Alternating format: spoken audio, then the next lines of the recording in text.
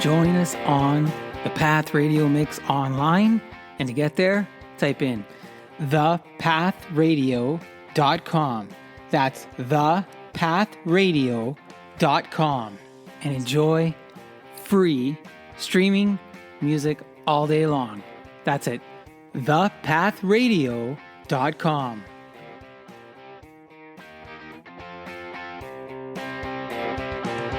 All right, now let's get to the main show, the monthly social podcast with me, your host, Guido Perino, as you go on with Guido.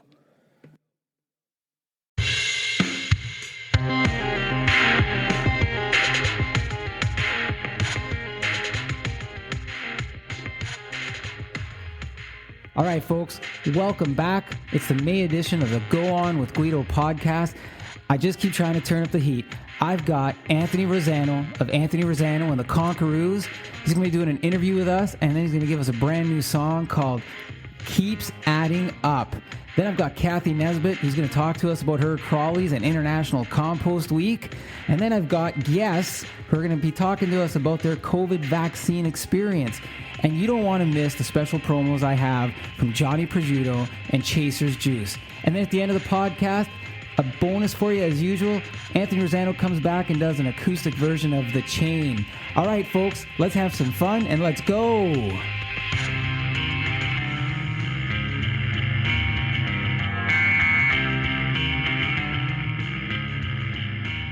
All right, before we get started today, I wanted to tell you a little bit about one of our Promote Ontario/Canada small businesses. Johnny Prosciutto, artisanal Italian homemade products. We make it like our grandfather, or as we say, Nonno. Naturally cured, old-fashioned, and delicious. The best part? We deliver straight to your front door. We offer free shipping when spending over $99. Order online at johnnyprosciutto.com and stay safe. And when you use the code GuidoRocks, you're going to get $25 off your entire purchase. That's at johnnyprosciutto.com. Listen, if you haven't tried johnnyprosciutto.com, if you haven't tried Johnny Prosciutto, period, you got to give these guys a shot. The food is really authentic. And why not take advantage of the Guido Rocks promo and get $25 off your order? Now look, if you live in Ontario and you live in Quebec and you spend more than $99, you're going to get free shipping. Anyways, check out the site. I'm telling you, I've tried their products. My family's tried their products. My mom and dad, who've made this stuff, we made this stuff growing up. They tried it and they said, you know what? This is just as good as the stuff that we used to make at home. They don't just give that endorsement out freely. So for them to like it, it's authentic and it's legitimate. All right, without further ado, let's get to our main guest, Anthony Rosano of Anthony Rosano and the Conqueroos. This is going to be a fun interview, folks. Hope you enjoy it. I'd like to welcome to the podcast guitarist, vocalist, songwriter, top 10 Billboard charting artist, and iTunes chart topper, blues rocker, Anthony Rosano. Welcome to the show, Anthony. Thanks for being here. How are you today? I'm doing great, man. Thank you so much for having me. I've been looking forward to getting to talk with you. Yeah, me to too. Reconnect with my friends in Canada. You know what? I'm going to talk to you about Canada. It's going to come up. Yeah. Hey, but so where are you? Are you down in Virginia Beach right now? Yeah. Well, I'm in Norfolk, which is right. Closer to the Navy base. Oh, cool. I'm actually, it's in the Virginia Beach area though. Norfolk's like the dodgy part of this area. So I moved here from New York, and when I moved here, I said, well, I can't live someplace where I don't occasionally hear gunshots at night. So I'm going to move to Norfolk. You know what I was going to ask you, because with a song like Long Island Sound, I was like, is that like a personal experience, or is that like, did he live there? Oh yeah, absolutely. It is, right? Yeah. It's cool tunes. I mean, they pretty much all are. Well, yeah, they're all cool tunes. Yeah, for sure. Well, thank you. So what's going on weather-wise? Are you warm down there today, or? I think it was in the upper 60s today. We had a little storm come through a little earlier. I actually was in the studio earlier this morning. I was going to ride my motorcycle to the studio because it said there was a 50-50 shot of rain And I flipped a coin, and the coin said, "No, you're not riding a motorcycle. You're going to take a car." And I'm glad the coin won because it had a downpour right when I had to leave. Yeah, so I would have been stuck in the rain. My dream is to someday ride a motorcycle. I just want I want a Fonzie bike. I just want like a small little bike. Yeah, yeah. But I mean, that's kind of what I got. I got a little Triumph, right, a Triumph, right? Like something to kick around with just for fun, but. My wife gives me a hard time because she works at a trauma hospital, and she's like, yeah, maybe you shouldn't ride the bike, Anyways, so listen, I saw you play on Friday. Well, before we even get to that, I was gonna say up here the weather. We've had rain and hail, and it's supposed to snow in a few days. Oh wow! Yeah, and then when you said, I was gonna say it stays pretty cold up there for a while, right? It was really weird. Like toward the end of March, we had like a really hot day, like in Fahrenheit, it was like 80 something for a few days. I was like, yeah, summer's here, let's go, right? And but when you said 60 degrees, you reminded me. One point in my life, I almost moved down to Texas, and the person who was recruiting me said, we found a place for you. It's got like it's really nice. We got a fireplace, and I'm like, a fireplace? I'm like, this is Texas, right? She says, yeah, it gets cold here. I said, well, how cold? Well, I'll dip down to 60. I'm like, I'm in shorts up here at 60. It's like, that's summertime. Yeah, that's right? Summertime for us. Anyways, so I was saying, I saw you play on Friday night. You streamed a live show. Yeah. And you guys sounded really good, and it looked like a cozy little venue. It looks like you had some fun there. Thank you. Yeah, it was a good time. It was a little place in Virginia Beach that's been very kind to us and me in particular. And during COVID, I had a bunch of dates booked there, like a rotation kind of thing. And when COVID shut everything down, they just kept the dates, but I went in and did stuff solo acoustic. Right. Because of the limited audience. And it was, that was really a lot of my bread and butter through a lot of this COVID lockdown stuff, was being able to do solo acoustic shows. So they kept that going, and we kept the dates on the books. And now that things are starting to open up a little bit, and, a lot of people are getting vaccinated here where I live, we're able to get out, and it's still reduced capacity. But I think people feel a little safer. They feel a little like, okay, I can get out. A good chunk of the population is vaccinated. They've opened up vaccines in my area to anybody over the age of 16. Wow. So there's no more list. I got my second Pfizer shot a week ago. So I'm halfway there. I'm another week, and I should be pretty well good to go. That's good. I'm still not vaccinated. Not because I don't want to be. We're behind here in Canada. It seems a little bit. Right. But I did see some folks walk. Like I saw some folks in the audience, and some folks still had masks on there. It seemed, and some didn't. So I guess it's a comfort level for everybody, eh? It's a comfort level. I mean, to be honest, I think you're supposed to wear them, right? I think and that's I think that's the I think there is still a mask mandate, but it's, without getting too political about it, I personally wear a mask whenever I'm around other people, unless I'm on stage, because it's hard to sing with a mask on. But that's my personal thing, even though I've been vaccinated, I'm like, no, I'm just, That's cool. That's good to hear. Do whatever I can to protect everybody that I can. If I go out to the grocery store, the music store, or whatever, I have a mask on. We're in lockdown here right now where I live. We don't. Oh, wow. We can only go for groceries. Everything else is kind of shut down. Like the big box stores are limited to what they can sell. They can only sell groceries as well. So it's a little bit different. It's quite different. Yeah. So listen, not to harp on the COVID-19 thing. I at that show though, I noticed that you sang "Happy Birthday" a couple of times, and you even teased the polka version. Yes. Do you play polka? I don't play polka. So I was like, wow. There happened to be two birthdays. And if I remember correctly, the first person's birthday was Wendy. It was Wendy's 50th birthday. Happy birthday, Wendy. It was the lady's name. Yes, happy birthday again, Wendy. And she brought, they had a whole bunch of people come out. They reserved a bunch of tables and stuff, which was cool. And then there was another lady, another girl named Jessica, I believe it was her birthday.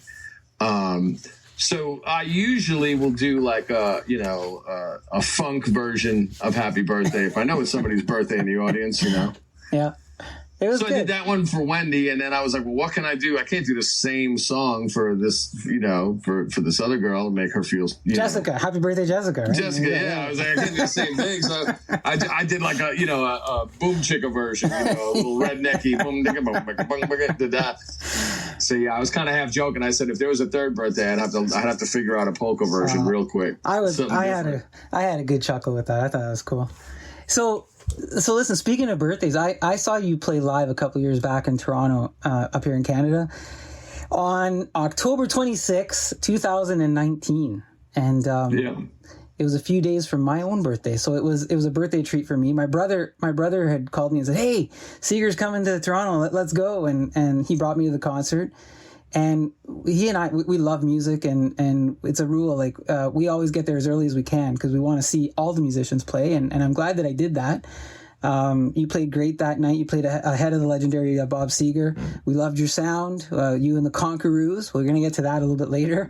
And we'll get to Bob a little bit later too. But I have to ask you right now, did you, being up here, did you get a chance to enjoy Canada, like between sets, or is there a memory that you'll always have from visiting here that you want to share with folks? Well, yeah, I mean, I didn't get a lot of time to really get around Canada, or even get around Toronto, because the way that the everything was set up, getting in and getting out, it was my first time going over the border, going across the border. So, and I don't want to peel back the curtain on magic here, but there was backstage magic. But, there was we just time constraints. It was just one of like we had to make sure we had enough time to get through customs, which we did, and then we got into Canada and got to the hotel by the venue right when we needed to. Had dinner, went to bed, got up the next day. Oh, wow. And when you're doing, my call time for the Seeger shows, which if I remember correctly, we were playing at like 7:30, like doors. It was either 7 or 7:30. So it was doors at 6 or 6:30, and then we played an hour after that. Yeah. And my call time to be there was like 11:30 in the morning. Oh, man. So, you're there, all day, making sure that everything is ready to go and things are transitioning smoothly with getting on stage and getting off stage. So, I pretty much, is it Scotiabank? Yeah, you know what? Yes. That's what it used to be, the Air Canada Center. I'm still stuck calling it, but I think when you played it was the Scotiabank Arena. Yeah. Yeah, so I seen a lot of the inside of the Scotiabank Arena while I was there. But I will say this one, that if you're talking about memories of Canada, and Toronto in particular, I do want to say that I thought it was amazing how growing up in New York. I grew up on Long Island, and right. I've been in New York City, Manhattan quite a few times, and so it's not like, and I've Chicago. I've been to plenty of cities. But Toronto was very clean, and I definitely was like the whole artistic vibe and everything that was there. I just loved it. Like I definitely, I was on the phone with my wife, and I'm like, man, we got to come up here. Like, you have to see this place because it's so cool. The architecture is cool. The attention to the way buildings, the lighting is on buildings. You know what I mean? And then I remember there was like a little Mediterranean restaurant that was next to the hotel we were staying in. It wasn't really a restaurant. It was more like a little food shanty truck kind of thing. You know what I mean? So to me, it had that New York street food vibe too. But I really appreciated the way that it's almost like all these artistic elements and the multicultural aspect of city life really seemed like it's embraced in Toronto in particular. And it just seemed like it was like, yeah, man, this is cool. Like that's pretty impressive that you picked that up in the short time that you were here, because it is like the culture in Toronto's pretty broad, and those little experiences, finding the little shops and things along the different streets there. I'm not born and raised here. I was born up and raised up in Sault Ste. Marie, Ontario, which is a little small town in northern Ontario. I shouldn't say small, but small enough compared to here.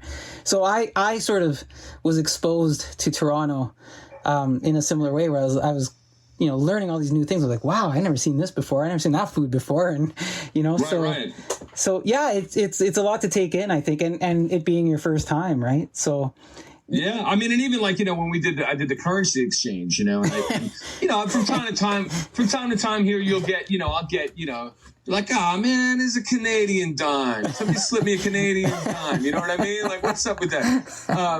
But just the that's really like 3 cents, man. So, I know. So you get bummed up down here. But when I did the currency exchange, just like the paper money, right? And I remember looking at it and the colors and the way it was, and I was like, yeah, it just speaks to, again, me seeing the money again. I was like, yeah, like this is cool. Like there's even an artistic sort of thing to the money.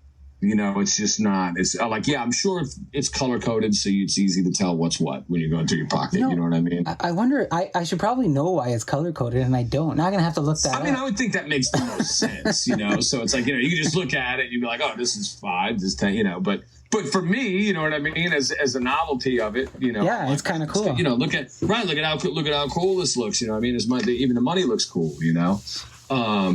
But yeah, it was a great experience, man. I mean, and definitely cool. I'm looking forward to getting back there, and yeah, I liked it a lot. So being in Toronto, are you a hockey fan at all?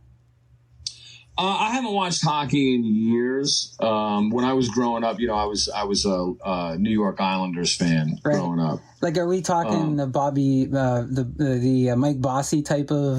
Yes, era? Yes. That Billy Smith, era, Mike Bossy, that era. That era. So, and I really was never that big of growing up, I wasn't that big of a sports guy. I didn't really excel in sports.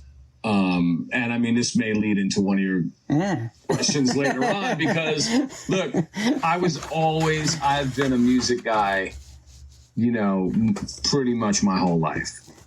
That's cool. From as far back as I can remember, it was like music was always the thing that did it for me.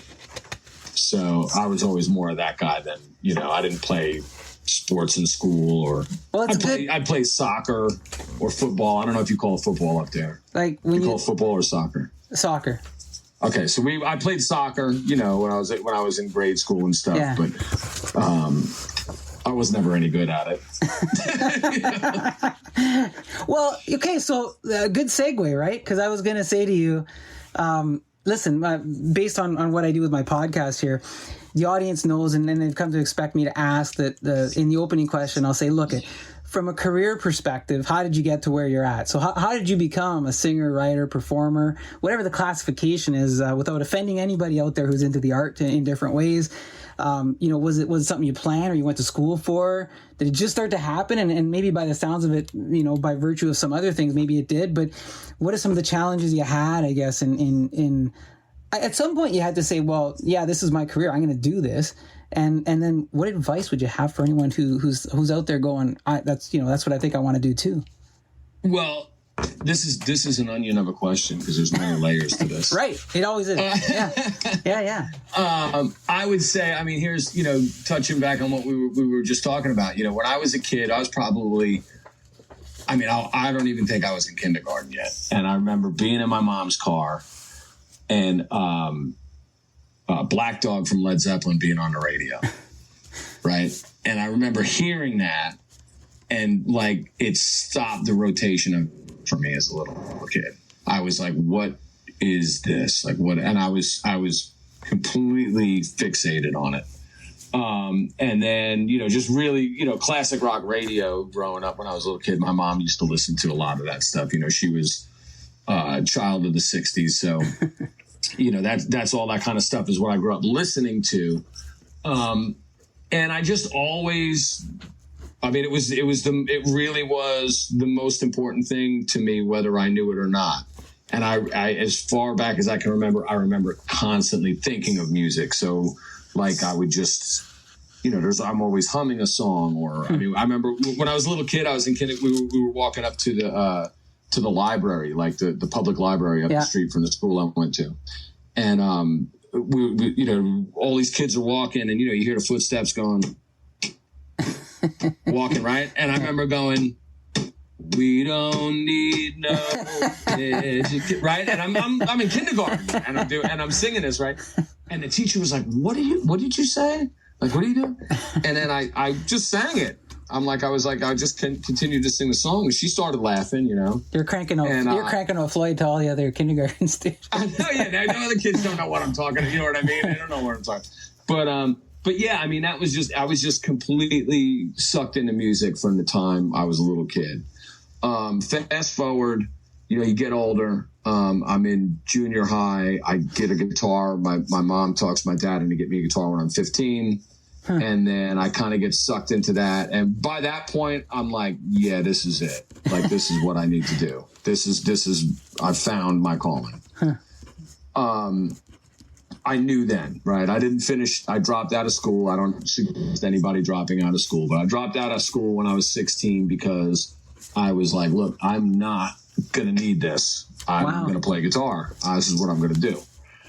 But at the same time, my parents and the people around me are like, you got to have some kind of backup plan. You got to have a backup plan. So I drop out of school. The band I'm playing with in the time, one of the guys in the band, this guy, Johnny Hall, he was a singer. He was older than me. These guys were all, I'm a teenager. They're all in their 20s. Right. And I'm the, guitar player in this band.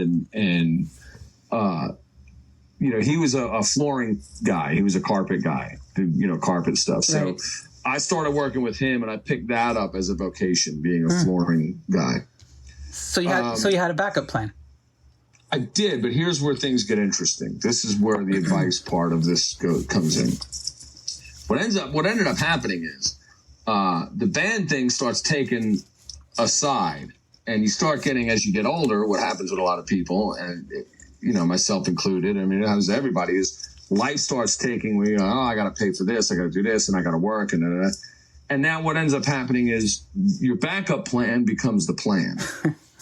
Your backup plan, your plan B becomes the plan, and plan A takes a sideline. Right. And next thing you know, you're 35 years old, and you're like, if I have to go to this job one more day, I'm going to lose my mind. But I have a wife and a mortgage and 2 kids and car payments. And I ended up just at that point in my life, by the time I had gotten there, I said, well, I had built a successful floor covering business, contracting business.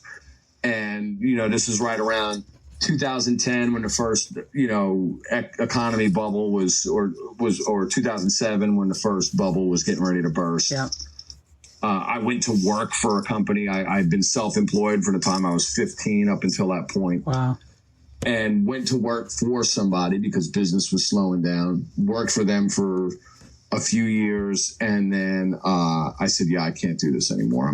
I gotta make a go at this. I gotta play music for a living. So with, the mortgage, the house payments, the wife, 2 kids, I gave my 2-week notice. Wow. At my regular job, and said, I have to make this work. It was like, literally, I put myself in dire straits and said, I'm going to make this work. You went all in. I did. Absolutely. Yeah. And, for me, that worked. Knock on wood. I don't want to say, it's been working for me. It's been working. I've been able to make a living playing music since then. I play full time. I've played full time 100% since about 2011. I've been able to make a living and provide for my family that way. But you said when you got your guitar at age of 15 that I need to do this. Like when you're talking about it, you say back then you said I need to do this. Yeah, and like I said, I mean, it was one of those things where I just would, even when I would go to work, and I would be, at first I would convince myself that this is all right. This is just a part time, this is just a thing I'm doing until I can do this, right? As you get further from what you want to do, for me that was my, everybody's, knowledge may vary. For me, that was my situation. Is I ended up being so tied into, and I was getting tired of telling myself, someday I'm going to have the luxury. And it just never happens because, like I said, that plan B becomes the plan. And then, like I said, I had a bunch of guys working for me. It was almost like when the financial collapse happened, it was almost looking back like the universe was like, all right, dude, you're getting in way too deep. I had to take a step back from it. I had to step back from it and sort of pull the reins in on the contracting business. But yeah, I mean, I don't know. I don't know. I wouldn't say that's necessarily advice. My only advice, and I tell my kids, my two girls, is just, like I said, there's no plan B. Don't bother making a plan B. Just make a plan, and the plan is the plan. You pick what you want to do, and you do that, and don't worry about financial stability and stuff like that. I mean, obviously, if you're like, I want to be a balloon animal artist, you have to set some realistic goals. You know what I mean? Like, if that's what you want to be, you could be that. But you're still going to be living in my spare bedroom pretty much your whole life. I don't know if there's a world famous balloon artist. So, and that's the other thing, is setting realistic goals and defining your own success. That's always been something that I've tried to do with what I do. I mean, yes, I had the opportunity to tour with opening for Bob Seger and play venues that people, I was talking about, the last date I did with him was Madison Square Garden. And, so to be able to say that you played Madison Square Garden and you don't have a record deal and you don't have a manager, right? And you know what I mean? And you just did it on the strength of your songs and your work ethic. And that attracted the good graces of somebody like Bob Seger, who said, let's give these guys a shot. I'm forever indebted to him for that. But, look, I think that qualifies as a success in anybody's book, Absolutely. Absolutely. And I like what you're saying in terms of, don't have a plan B, but have a realistic plan A, or, something that fits, right? Like, I mean, when I quit my day gig and said I'm going to play music for a living, my goal was to sustain, be able to provide for my family by playing music. That's my goal. That was my initial goal. Yeah, I mean, sounds like I didn't have dreams that I would, I was, basically a 40-year-old man, and I'm like, all right, am I going to be, I'm not thinking I'm going to be playing Madison Square Garden in my lifetime, But you did. but I did. So but it's setting realistic, defining your own success realistically, Yeah, and I guess you had some self-awareness to identify your passion, and your passion was music and playing guitar, and it shows. Like when I watch you, when I watched you live at the arena, it showed on stage, and when I saw you live stream, even the live stream, it shows that you have a passion for it. Thank you. Going along with music as a passion for you, what got you into the blues? And I know you mentioned earlier there was a trigger. You're riding around with your mom and you're kind of listening to Zeppelin. That's when you kind of got into music. But what was there a trigger for I'm playing the blues, or did you fall in love with other blues artists? Well, it was. I just kind of got led down that path. I was, the first thing that I heard that I can distinctly remember and saying, this is blues, or figuring out, I'd heard it before, you know what I mean? But didn't know really what it was, but I remember it was watching Song Remains the Same. And Since I've Been Loving You. And I was like, what? just, again, it was another moment, another Zeppelin moment. And then I started connecting the dots. I'm like, oh, wait a minute. But that's, the Rolling Stones kind of do some of that stuff too. Right. You know what I mean? Oh, and Humble Pie, they kind of do that too. And the old Jeff Beck Group stuff does that too. And then wait a minute. That's pretty much what Cream is doing. That's what Cream is, you know what I mean? So then it was like this whole little bell goes off in your head. And what really sent me down the path was I was growing up. I had gotten really into Judas Priest. I would say Glenn Tipton from Judas Priest was my very first, idolized guitar player. The guy that I was like, wow, man, I just love all this stuff. But even some of their old stuff like Rock-a-Rolla and stuff, Victim of Changes and stuff was kind of like blues rockish. Yeah. But I was reading an interview with him in a magazine, in a guitar magazine, and he was talking about Peter Green and Rory Gallagher. Yeah. Right. And he was saying, he was really talking a lot about Peter Green in this particular interview. But so I was like, well, what's Peter Green? Who's Peter Green? Who's this guy? I got to see what's up with this guy. So then I'm like, go to the record store and I see Peter Green's Fleetwood Mac. Now I'm thinking Fleetwood Mac like, Stevie Nicks Fleetwood Mac and Lindsey Buckingham Fleetwood Mac, which is great too. But if you put it in context, you're reading an interview with a guy from Judas Priest who's talking about Fleetwood Mac, and I'm like, what? Like Stevie Nicks? Like what? That influenced you on guitar? So I find this Peter Green. I find this cassette tape, and it was live from the Boston Tea Party. And again, I was like, whoa, this is not the Fleetwood Mac that I even know of. You know what I mean? Like this is something completely different. And then backtrace that to John Mayall's Blues Breakers, which is weird because most people get into John Mayall's Blues Breakers from Clapton. But that brought me to Mayall's Blues Breakers, which brought me to early Clapton, which brought me, to you're just running the gamut on these guys. Holy jeez. Yeah, so that was it. It was just a rabbit hole of me going down, and then I'm like, oh.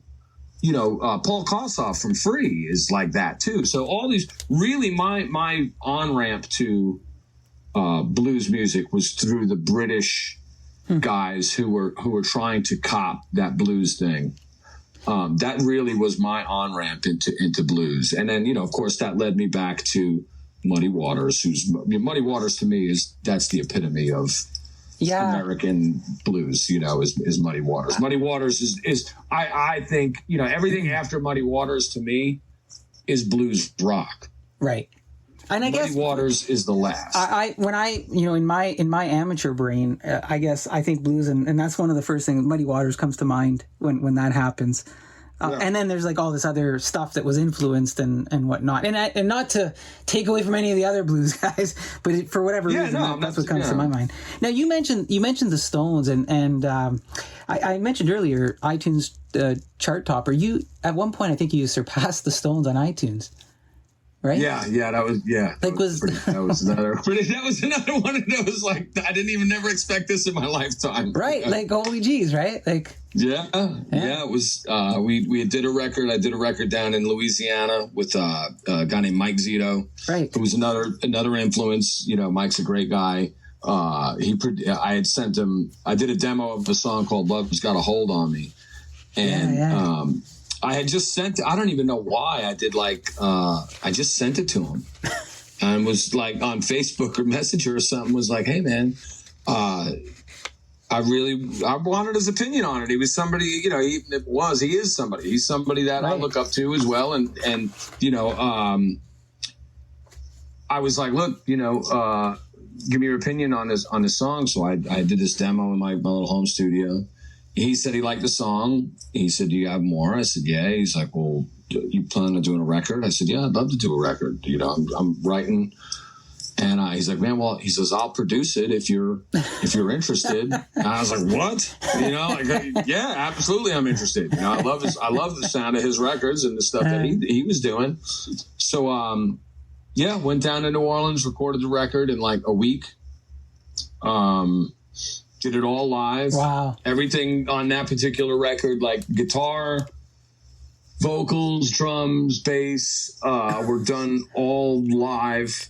And then, and it was really just because we didn't have the isolation to do any other instruments live at the time. But, so yeah, that stuff all went on live. I thought I was just doing scratch takes. I didn't think I was doing like final keeper vocal takes or anything. And, Mike was like, no, dude, he says, you just leave it. He's like, you're not going to capture that again. He's like, I always find that interesting to hear that, eh? Yeah, I mean, it obviously it did well. So it comes out and it it's climbing up the iTunes chart the day it comes out. I think it debuted at like number 5 or something. And I was like, that's wild, dude. Yeah, I was like, number 5 on iTunes blues chart, like that's ridiculous. And it was climbing all day, and Joe Bonamassa had something on there at the time. And the Stones had just released their blues record, and that was cemented at the number 1 spot, right. I think. Yeah, it was. And then we're going, and people are sending me, friends are sending me screenshots all day. They're like, dude, look, you're past this one, you're past. Oh man, you're in the number 2 spot. Like it was like Stones, us, and Joe Bonamassa at the time. And I had another buddy of mine call me, and he's like, man, I can't believe it, dude. He's like, da-da. I said, yeah, man. I said, he's like, the Stones, man, the Stones. And I'm thinking we're still number 2, So I said to him on the phone, I'm like, yeah, I said, this is probably the closest I'll ever get to Mick and Keith in my life. I said, this is, you know what I mean? Like, I can't believe this, dude. It's insane. He said, well, you haven't seen it yet, have you? I said, no. He's like, look at the iTunes chart. He hangs up the phone. I look at I was completely blown away. We had passed the Stones. We were number 1 and the Stones were number 2 on the iTunes chart. It was insane. That is, right? It's a beyond accomplishment, right? Like something. It was beyond. It was so crazy. I had my will changed to say that on the epitaph on my tombstone needs to say, born April 9th, died right in the middle. It's going to say April 17th, 2017, surpassed the Rolling Stones on the iTunes blues chart. Like, that's going to go in the middle. But yeah, it was another one of those things. Completely unbelievable, unexpected. And again, it was by the grace of the people connect with the music that I've written, and I hate the word fans because it just sounds weird. But people who bought the record, absolutely, who thought enough of it to put down their money and buy the record, it's really because of them. You know what I mean? It really is. It's and the grace of whatever higher power you believe in. And Mike Zito, I mean, he took a chance and Well, I mean, did a record with me, and we came up with something good. And David Farrell worked on a record. I mean, it was a great thing that happened. I mean, you took your shot too. You reached out. You took the chance to say, hey, it all started with, hey, can you have a listen to this, right? And I mean, there's a lot of folks out there that we kind of sit around and we wait and we think, oh, should I, shouldn't I? What will they think? What won't they think? But iTunes chart topper you thinking about 15-year-old you saying this is something I need to do. I mean, right. You took your shot, right? Like if those two, if you could separate yourselves and have those conversations, you took your shot. Right? Yeah. So, the other part of this, and you mentioned some other names. I'm getting lost in all the names because there's just so much talent. I'm not trying to name them either. I'm not, it feels weird doing that. No, because I'm like, this is like I'm talking to my brother because he and I have all these music conversations. So, and he's the one that, has taught me so much about music, growing up and stuff. But you threw, Rory Gallagher, and like you've drawn comparisons to Gallagher and to Zeppelin, which you said was an early influence. And I think in your bio, you even have drawn, it says you've drawn some comparisons to guys like Springsteen. And like when you hear stuff like that, and I mean your experience passing the Stones, but you hear those comparisons, and does that still, like, how does that resonate with you today? You hear those names and you hear your name next to it, like, surreal? Well, yeah, I mean, that and $2 to get you a cup of coffee at Starbucks, you know what I mean? Like, so it's it's a little crazy. It's a little crazy. I mean, I certainly don't view what I do on that level, you know what I mean, at all whatsoever. I mean, I'm still a baby. I'm still learning to walk. Those guys are legit masters. So I don't it's very humbling. It's very humbling. Yeah. It's very humbling to hear stuff like that. You know, when people were reviewing the record and stuff, and you know, I think Long Island Sound is one of the you know, those Springsteen things, because it's a story song, it's autobiographical, but at the same time, I think the song itself resonates with people, you know what I mean, and keeping that close to who you are. So I think that's what's, you know, made the song connect with people. So we had a little blip there. You said it was connecting to where you were growing up. Is that what you said? Right. Yeah. So it's you know, I think you know, the song for me, it's an autobiographical song about where I grew up, right, and the people I grew up with. I think that, you know, that even though I'm singing about Long Island, it really is an applicable thing to no matter where you grew up. Yeah, you know what? It's one of my favorite tunes, and that's one of the things I actually said was. Thank you. When I'm kind of, you know, when I'm kind of going through it, there's one of the early lines. It's something like, never had a lot of money, or something to that effect. And yeah, growing up in Sault Ste. Marie, and it's a steel town, and you know, my dad worked in a steel mill and stuff, and we had enough. Like we were a happy family and stuff. But you know, just the lyrics and that, it kind of takes you through it, and you kind of go, yeah, I can relate to some of the things that are happening in the song, which is what you're after, right? So, right. I mean, and at the end of the day, you know, I've really learned to articulate that in my own mind, that the whole purpose of music, right, it's not a look at me thing. It's a let's connect. You know, of course, Jimmy Page is an amazing guitar player. Oh, yeah. Of course, Rory Gallagher is an amazing guitar player. You know what I mean? But I connect musically with what they're doing and what they're saying through their music and what they're doing when they're playing. So that's really ultimately the goal, is to connect with other human beings. I think that's why so many people are, I don't want to say into me. I have this, I tell people this all the time. You know, people come up to me at a show and they're like, man, I always wanted to play music, but I just, you know, I don't have the ability to do it. And I always use this as an example. People, I'm like, no, you do have the ability. Yeah. But it's just like me with sports. If I practiced, right, I could probably go out and play basketball with the best of them if that's really what my heart was in. My heart's not in that. It's in music. So that's why I play music, right? But I said I could prove to you that music is as innate a human part of the human experience as anything else.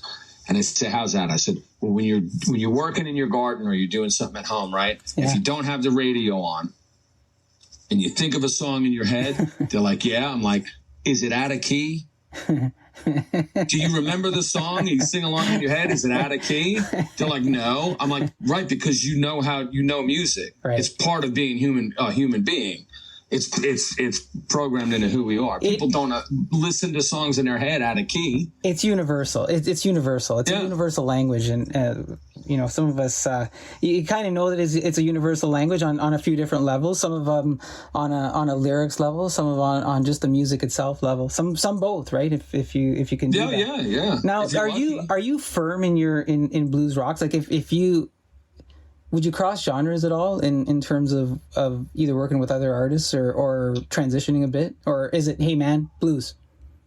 No, it's really, hey, man, this is what I mean, I've never really wanted to put a label on anything I did as one thing or another. I just write songs. It's just your sound is what it comes down to. It's my sound. Yeah, I think what it is, I think the reason why people would consider me a blues artist. So the iTunes thing, right? Right. So when I submitted this song to iTunes, I didn't put what genre it is. They picked they put it in the blues genre. Oh. I didn't put it in the blues genre. They do. So I just submitted the record to the distributor, and they put it in the genre. Okay. Long on Sound is by no means a blues song, you know, in a classical sense of what a blues song is. But I think what it is because of my approach to playing music has, for whatever reason, so much in common with you know, guys like Muddy Waters. That's how it got slated. Yeah, I mean, I think it's just, you know, I don't sound anything like Muddy Waters. I don't say anything like vVaccine or any of those guys. But I think the soul of, you know, how I approach the music is similar to what they did, and that's just conjecture. You know what I mean? I don't know. I didn't know, obviously, but something's gonna tell me that Muddy didn't sing a lot of like, hey, this is gonna be a hit, or I got to write this little ditty. You know what I mean? He just wrote what he felt like writing, and that's what it is. So I do the same thing, So Anthony, you mentioned soul. So you've gone from playing live shows to because of COVID-19, doing the live streaming thing in the last year and a bit. I've seen some of your live stream, and I really like the up and close personal experience through the camera lens. But man, it was so sweet to see you on stage and being in the arena too. But how's it been different for you playing in front of the camera? Like, you don't have the fan feedback or I mean, it's one thing to hear that the fans rocking out, and then the alternative is, what was the comment they made on the screen? Well, that's it. I mean, when I first started doing the stream thing back in March and getting locked down, I really was doing it I'll say, I mean, to keep myself sane. Okay, because I was looking at the time, they were like, hey, we're going to be locked down. We're going to lock everything down for like 2 weeks to a month. And I'm like, what am I going to do with myself? Because I normally play, at least 4 times a week, so I'm like, what am I going to do with myself? So I took like a, all right, maybe I'll do some live streams, and maybe that will help get my mind off of what's going on and help get other people's minds off of what's going on. Well, I'm glad you did them. Well, thank you. Yeah, I mean, and then it was weird because I remember the first one I did. I'm like, I don't know, like I finished the song and then there's nothing, you know what I mean? And I'm like looking at my phone. And I'm like, I don't know, send up some like, what do you call them? Like reacticons or something. I don't know, like send up something. Yeah. Emojis, yeah. So I know you're there, But it was after I did the show that I went back and looked at all the comments that I was like, oh man, these people, people were really, they were there. They were in it. They were in it with me. You know what I mean? Yeah, you just don't get that. You don't get that immediate feedback. Like no, but it gave me some solace knowing that we're truly not alone here. Everybody's in together, and I seen on the threads people talking to each other, right? So I was like, wow, it kind of is like a show. Because they're reconnecting with people who they haven't seen because we're locked down. So then they're talking about whatever, and then it gets back to their listening to music. And I had so many people send me private messages and say like, yeah, I did, I just put it on my TV. Like I just put it on my TV. I had people that were having, you could have small gatherings at the time. And they would, they're like, yeah, we had a couple of our close friends come over and we just watched it on TV and had dinner, and it was like being at a show. It was great. I admit I might have sent you a message asking you to come back to Canada. Just full transparency. I think you did. You did, yeah. And I would love to come back to Canada. Hopefully, now that things are moving along. Although I don't know, you said you guys are locked down again. Oh, we are locked down. We are locked down. It may be a while before they open the borders. I don't know. I think it's going to be, I mean, I think it, like I said, we're starting to open up a little bit here, but I think it is overall, it's going to be a while before we get back to any sense of normalcy. So during that time, you penned something called Isolation Blues. Yes. And I know you can stream it over. You have your website, AnthonyRosano.com. You can stream it over there if folks want to have a listen to it. It's a pretty reflective tune. There's some lines that I picked out of it, and in the song, it was like 6 feet might as well be a mile. I sanitize the house just to pass the time. Panic buy in aisle 5, and you wrote this in March 2020, but like those things became the norm. Like, so I'm thinking to myself, what brought you to write that so early? Like it was 4 or 5 weeks into the thing, wasn't it? Yeah, it wasn't. It was. I mean, I played a show March 12th in Virginia, and that was the day they did the state of emergency here. Oh, okay. And they shut everything down. We actually had the governor, they were on the phone with the governor trying to see if our show was going to go on that night. Because we were playing at a place called Sandler Center here. With the governor. Yeah, well, because it's like a 1,500 cap room. Oh. So they were like, they didn't even know if we were gonna do the show. They ended up doing a show. I was not sure that I wanted to do the show because I'm like, dude, do I want to get all these people in a room? Do you know what I mean? Like, that's a little crazy. But anyway, the show went on. I don't think anybody knew how serious this was going to end up or be. But that was the day that everything got locked down. So It was March 12th.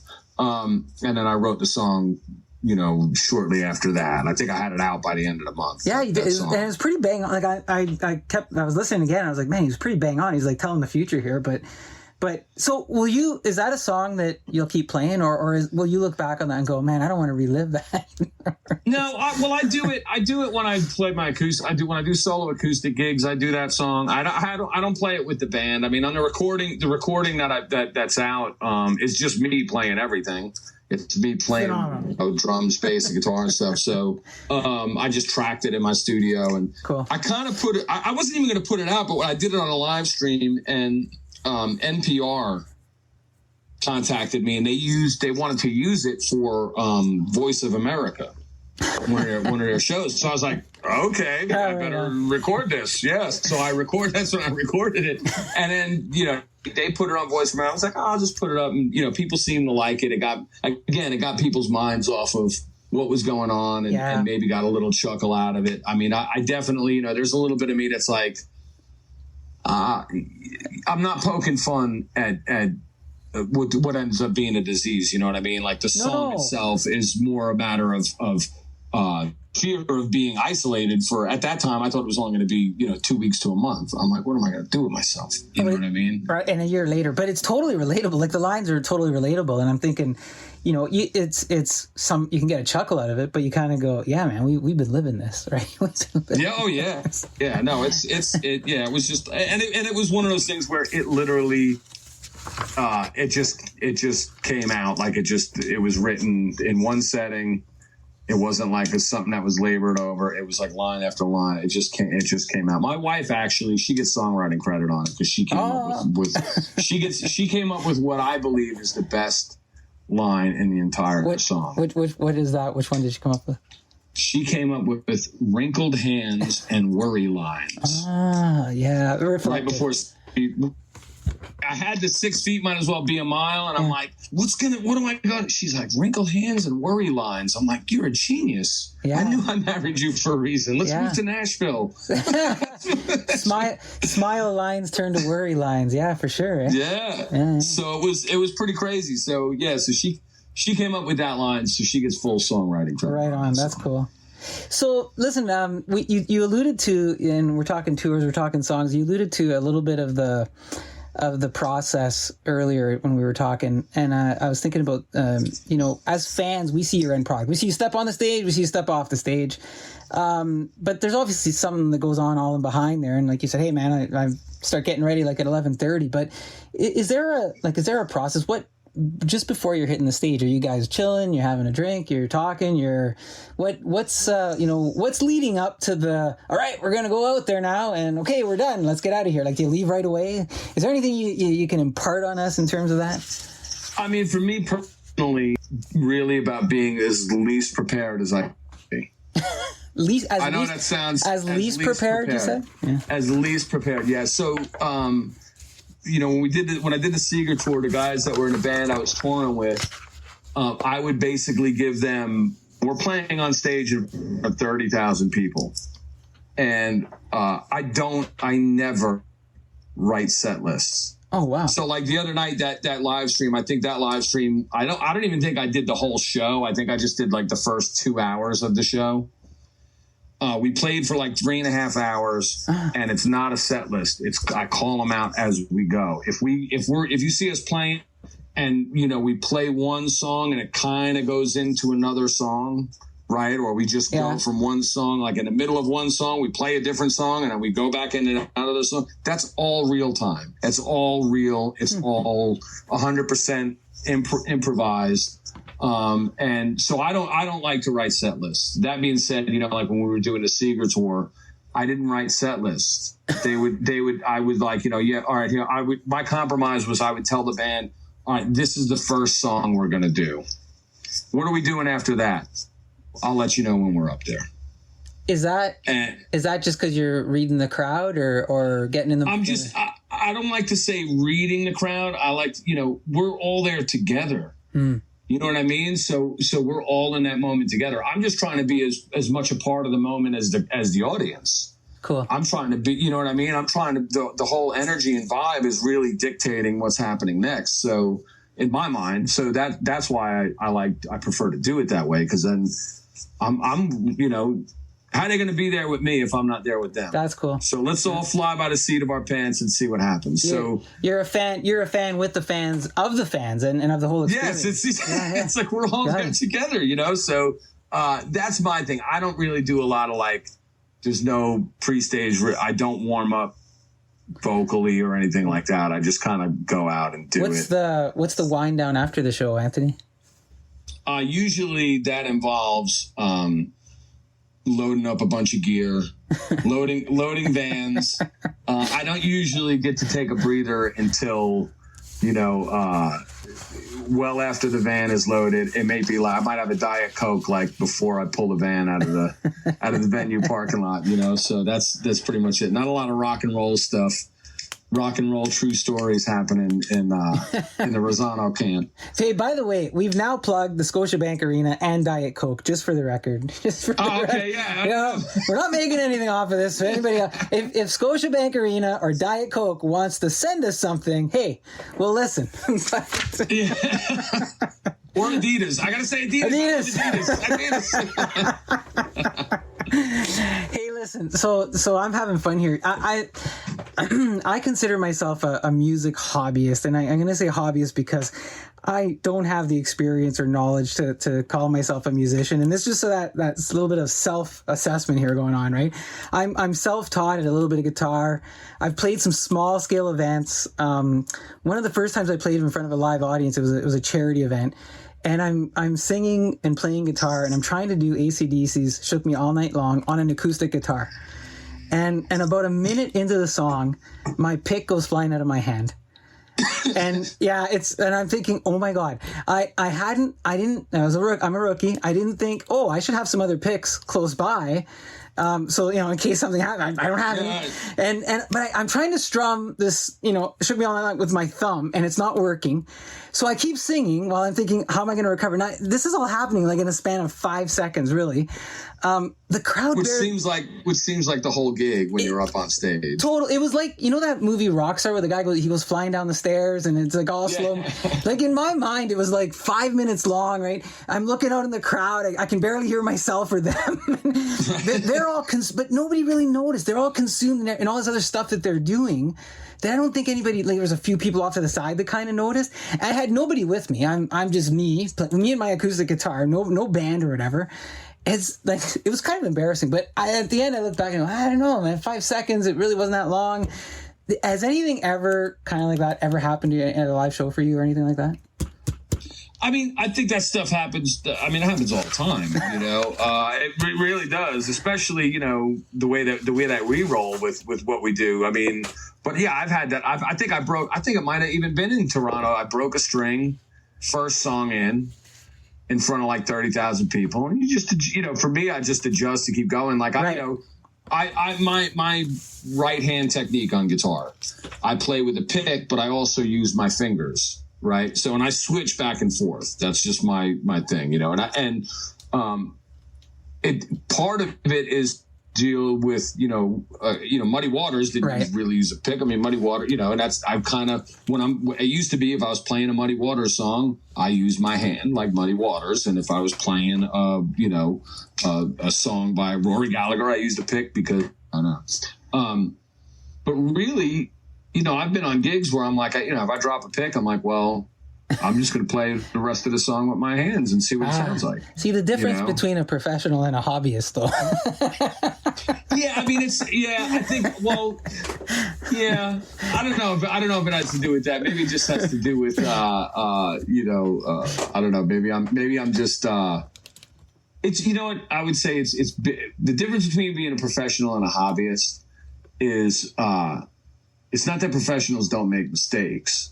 It's you know how to recover. Yeah, you're comfortable and you can recover. And it's not that professionals, you know, that's it. It's just the recovery. It's not getting into your own head so much where you're worried about it. You know, I did it the other night. I think on that live stream, I think I unplugged my own guitar like 3 times. In that set. You had said a couple of times, yeah, I'm having some technical things going on here or whatever, but that was our in-ear. We had an in-ear monitor. Yeah. There was something going on with that where we were playing, and you know, I got these earbuds in my ears, and that's how I'm hearing everything. And every time the band would start playing and getting over a certain volume, which was not a loud volume. It was, you know what I mean? I mean, I could just start singing sometimes. It just sounded like white noise in the in-ear monitor. So something was going on with the monitor rig. So I ended up just pulling them out. I'm like, I'll just pull them out and go old school and listen to what's coming off the stage, and that'll have to do me. But yeah, so yeah, stuff like that happens. You just roll with the punches and go, and you know, you just make the best of. It's like anything else, man. I don't consider myself necessarily a great guitar player or even any kind of good guitar player or whatever, or singer or anything. But I'm just who I am, and I'm really, at the end of the day, I'm just making the best with the tools I have available to me. You know what I mean? I'm just doing the best that I can with what my limited skill set is. So yeah, it's the same thing. You know, that's a very common theme I hear from people who've had success in different life choices and career, is that, and you said it, it's not necessarily the mistake that you make, but it's what you do after you've made the mistake to recover, and that you're performing as you, no matter what. And I hear it from business people, Anthony. I hear it from sports people. I'm hearing it from you as a musician. It's about training yourself to figure out, how do I recover, and what happens after that. So some key insight there, consistent key insight, right? Yeah. Well, that's good to hear. I'm maybe on to something. You might be. So, I was telling my kids here, I said, yeah, you know what, I'm going to be talking to Anthony Rosano and of the Anthony Rosano and the Conqueroos. And it came up, and they're like, what's a Conqueroo? And so where did the Conqueroos come from? I guess, and who are they? Okay. Well, the name Conqueroos, when back, you know, we're talking about right before I decided, hey, I'm going to do this full time. Right. I was playing in a top 40 band. I was writing some songs, and I demoed some songs, and it was just me playing a bunch of instruments, right? And putting stuff out on the internet, like on social media and stuff, and just to see if people would like it, you know? And people did. So then I was like, well, wow, I got to do like a website or something. I got to get, you know what I mean? Like I'm going to really start doing this. So I didn't have a band at the time, and I didn't want it to be, you know, Anthony Rosano, whatever, you know what I mean? Yeah. Like I didn't like the idea of being a solo artist. I always romanticized about the band thing. Right. So, I came up with the name, you know, the Conqueroos thing. So, and the Conqueroos. So what a Conqueroo is, it's a line from a Muddy Waters song from Hoochie Coochie Man. Yeah. And what it is there's the blues guys and guys that practice hoodoo. Yeah. They would have what was called their mojo hand. Mojo hand is like a flannel bag, and they would put like their talisman, you know, all their good luck talisman stuff in there. Yeah. Black cat bone and all this stuff, right? Yeah. And one of the things that was common was John the Conqueror root. Which over time it just got shortened to in the Muddy Waters song Hoochie Coochie Man. He says, "I got my John the Conqueroo," right? And then it was just I've got my Conqueroo. So what the root is it's from what my research suggests is that if you have this and you're going into court, you put it into a powder, you put it in your mouth, spit it on the floor of the courtroom when you walk in, and you will be acquitted of all charges. That's one of the things. So you have roots in the Conqueroos, is what it comes down to. Yeah. Right on. And so, who are the Conqueroos? Well, there's at this point in time, there is a long list of Conqueroos. So the original band I had a guy named Sugar D playing drums, and my buddy Paul Warren was playing bass guitar, and a guy named Jack Campbell on harmonica. By the time we got to doing the second record, the lineup had changed. I had a guy named Scott Smith playing drums, and a guy named Jeremy Bustillos playing harmonica and saxophone. Currently, the Conqueroos are a guy named Kyle McCormick on drums, and Jake Foltz on bass guitar. And we're really doing the trio thing quite frequently, occasionally having somebody come in and sit in. Like I might have a keyboard player sit in as a fourth. I might have another guitar player sit in as a fourth. But most of what we're doing now, because of COVID, capacities are smaller, so venues can't afford that. I mean, this is really how it started. Venues really can't afford to have a bunch of people in there. I got back from the Seeger tour, and I was doing some shows where I had a drummer, bass player, saxophone player, trumpet player, harmonica, percussion, Hammond B3, and myself. So it was like an 8-piece band. I was doing some shows like that, which was cool.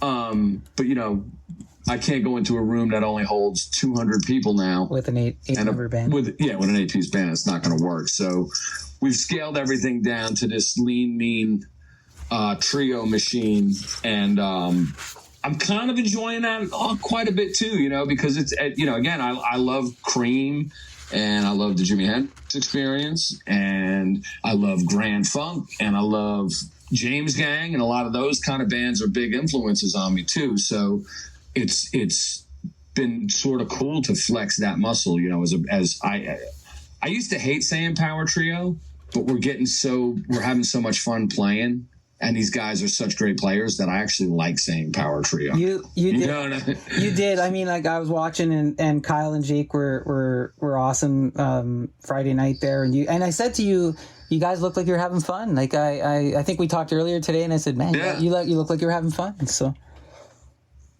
Yeah, we definitely do. I mean, they're great. They're great guys to hang with. They do their homework, and to their credit, man. I mean, I throw a lot of stuff at them. I do, man. I mean, I don't want to say that I'm a horrible band leader, but maybe in that respect, I'm a horrible band leader, because I'm always like we'll be on the way to a gig. I'll be like, hey, did you ever hear this song? Oh, what is that? Oh, it's Day of the Eagle by Robin Trower. Oh, that's cool. Yeah, we're going to play that tonight. We're playing that tonight, or whatever. That's awesome. So these guys, they can hang, man. They can do it. They're immensely talented cats. So, and all, all the guys that I've had the good fortune to play with, man. I mean, they're all good players, man. So. Yeah, they're solid, and I'm looking forward to more of that. Now, listen, I didn't spend a lot of time on, we mentioned Bob Seger a few times by name, and the fact that you opened or whatever, but how did you land, opening for Seger, and you talked a little bit about it earlier, but was there any interaction with him and you that you can share that was kind of special in this whole thing, or? Oh yeah, I mean, the interaction with him, I mean, he was the first time that I really got to interact with him was here in Virginia Beach. That was the first show that we did. It was Virginia Beach Amphitheater, and I go there. They're introducing me to everybody backstage, and Karen who is his hospitality coordinator. She introduced me to the production manager and all these guys, the stage manager, and production manager sits me down, and he's like, hey, have a seat here, man. He's like, Bob's going to be here any minute. He's like, I know he wants to meet you. I'm like, what? You know what I mean? Like, that's crazy. Okay. Yeah. Side story, go through this whole thing, and I wasn't, I was using their sound guy to do my stuff.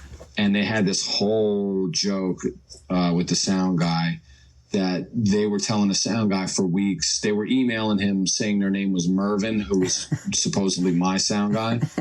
So the production manager's like, yeah, your sound guy Mervin's been emailing Paul and telling him he needs all this ridiculous stuff, like these crazy mics and for your show. He's like, he's got him really twisted. So I'm like, dude, I don't have a sound man named Mervin. Like, that's not my sound guy. I was going to use your guy if that's cool. Who was Paul, the guy who they're winding up.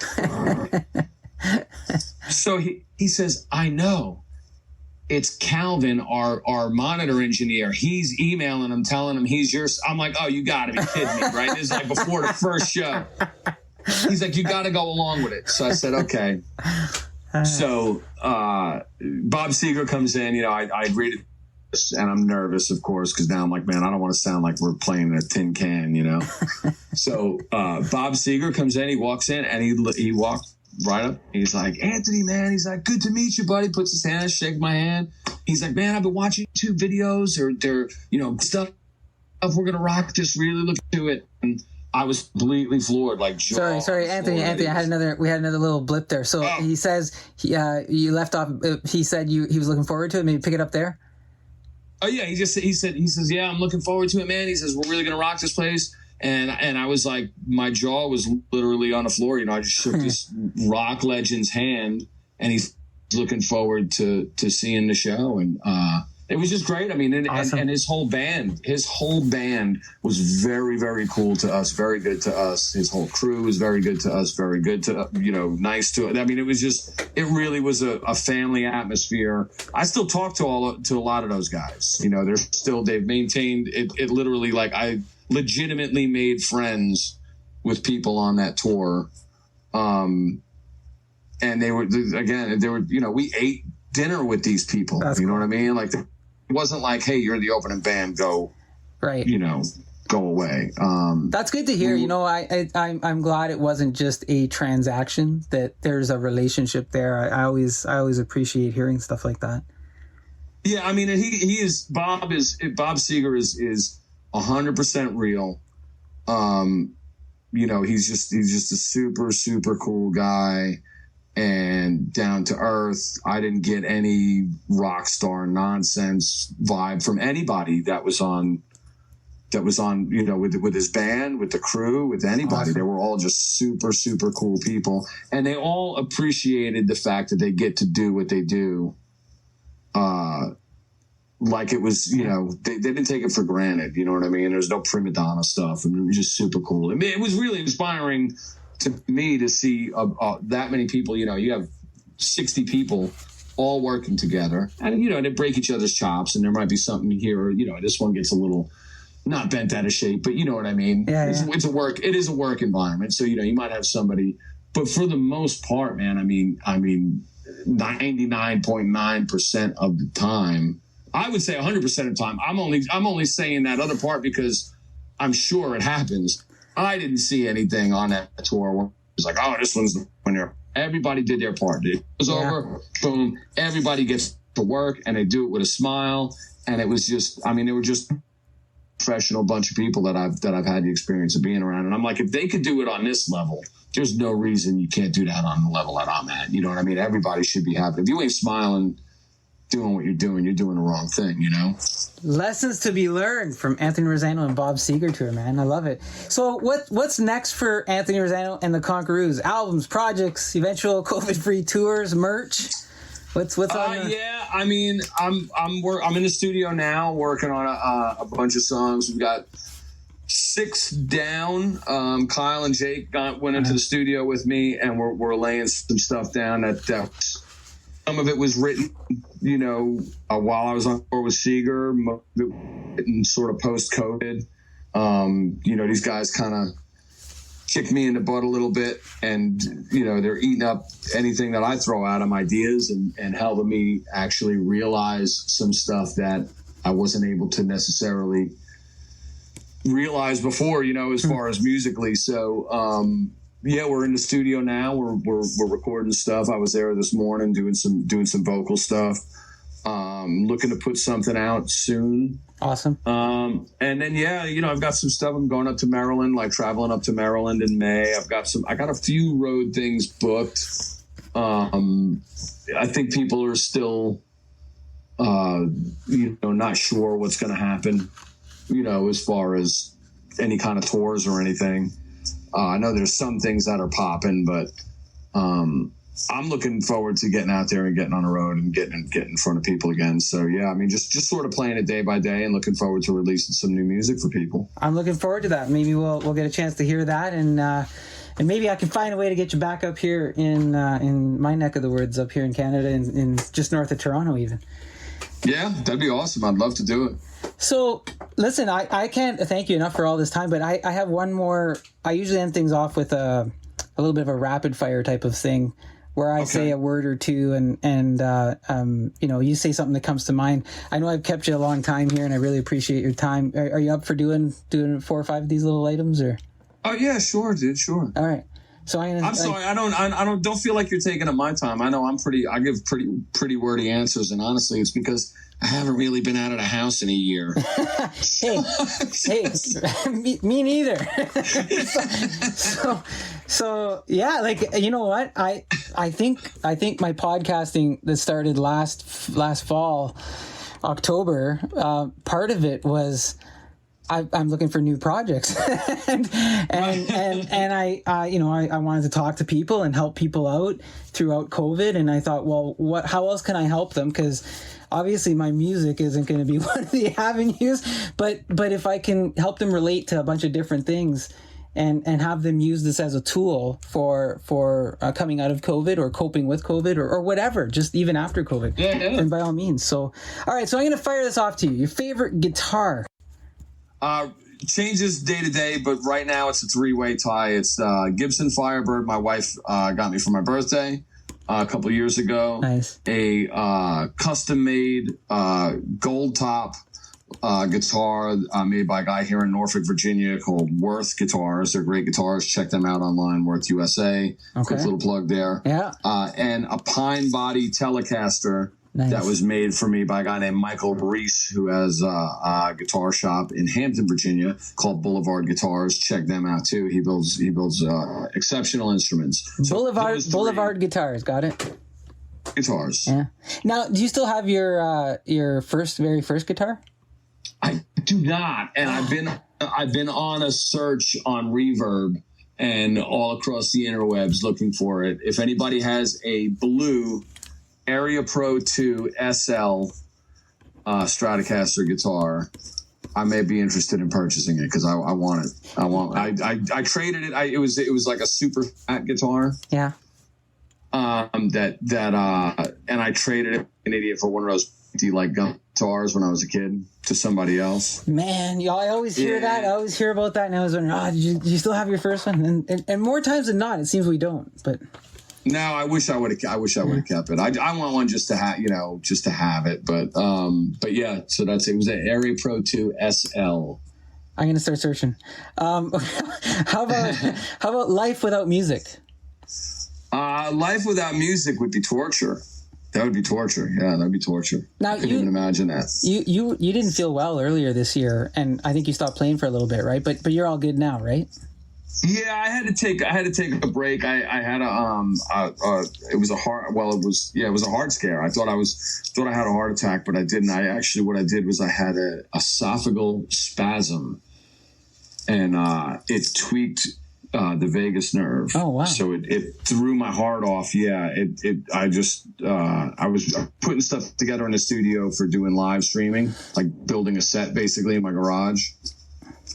And, I took a cold drink, and it was really cold, and I was really hot at the time, and it threw my esophagus into spasm, and twisted and hit my vagus nerve, and it threw my heart into like it basically I didn't have a heart attack per se, but I didn't have a pulse. A bit of an arrhythmia, I will say. Yeah, like it just, my heart rate went way down. My oxygen levels were fine, but just the heart rate, I think I was down to like, if I remember correctly, it was maybe 40 over 70. Oh, wow.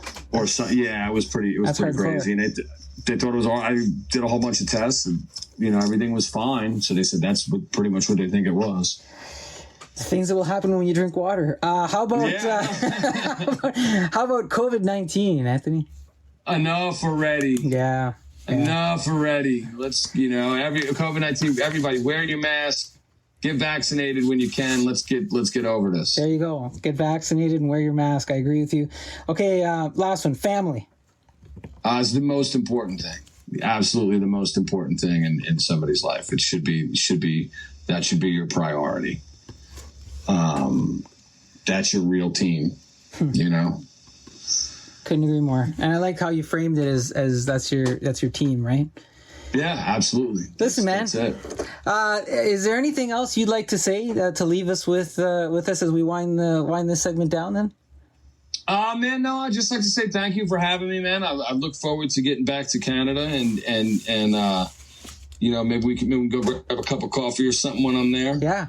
And, if anybody out there, man, I mean, just please, everybody be cool to each other, man. There's so much, this world has gotten so heated quite a bit in the last year. I think we need to, give it all a break. Let's all try and be cool to each other, man. And, let's make it through and let's make this world, I don't know, man. It's just put that fuse out, and let's just all be cool to each other. I agree that fuse is burning a little too harsh. So I'm with you. Listen, thank you for being on the show. I know the audience and I both appreciate all the insights and the stories. I learned something. I'm sure that others have too from this chat. This is Anthony Rosano of Anthony Rosano and the Conqueroos, accomplished blues rock artist, Billboard artist, iTunes chart topper, and much more. Check it out, anthonyrosano.com. The links to Anthony's sites and media will be available on my podcast notes. And let's rock out this session.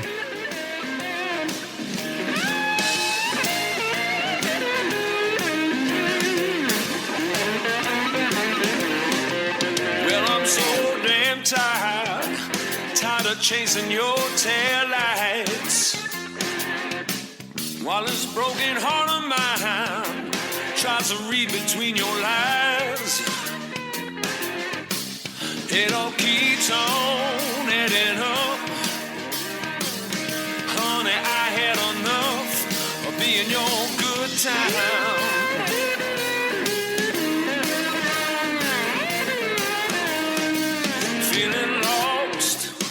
Confused, girl, I know I'm being used.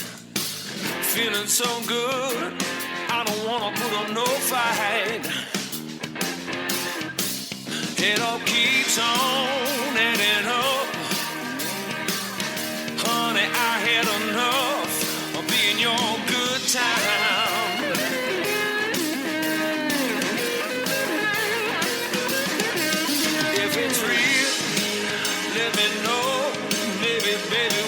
Just let it all go. I'll be alright. 'Cause baby, it keeps adding up.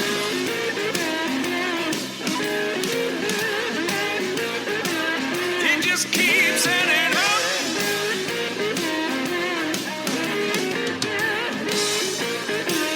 It just keeps adding up.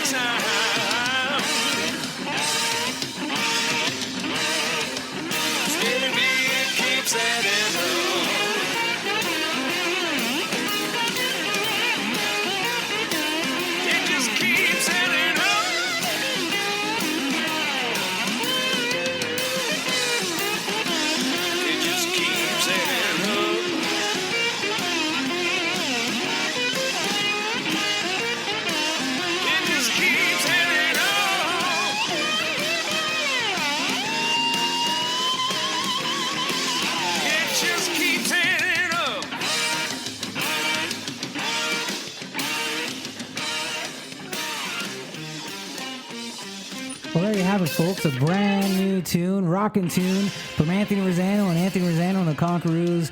Heard here on the Go On with Guido podcast. Thank you so much for doing that with us and for us, Anthony. And all the best wishes with that brand new song. And now, before we get to our next segment with Kathy Nesbitt and her chat with us on composting with worms and International Compost Awareness Week, a quick word from one of our sponsors, Recipes at My Table. Lots of free stuff on this blog and lots of good information. Have a listen, folks. Recipes at My Table is a work of family, love of food, and sharing of stories. The stories keep the memories alive and make every day a party in my kitchen.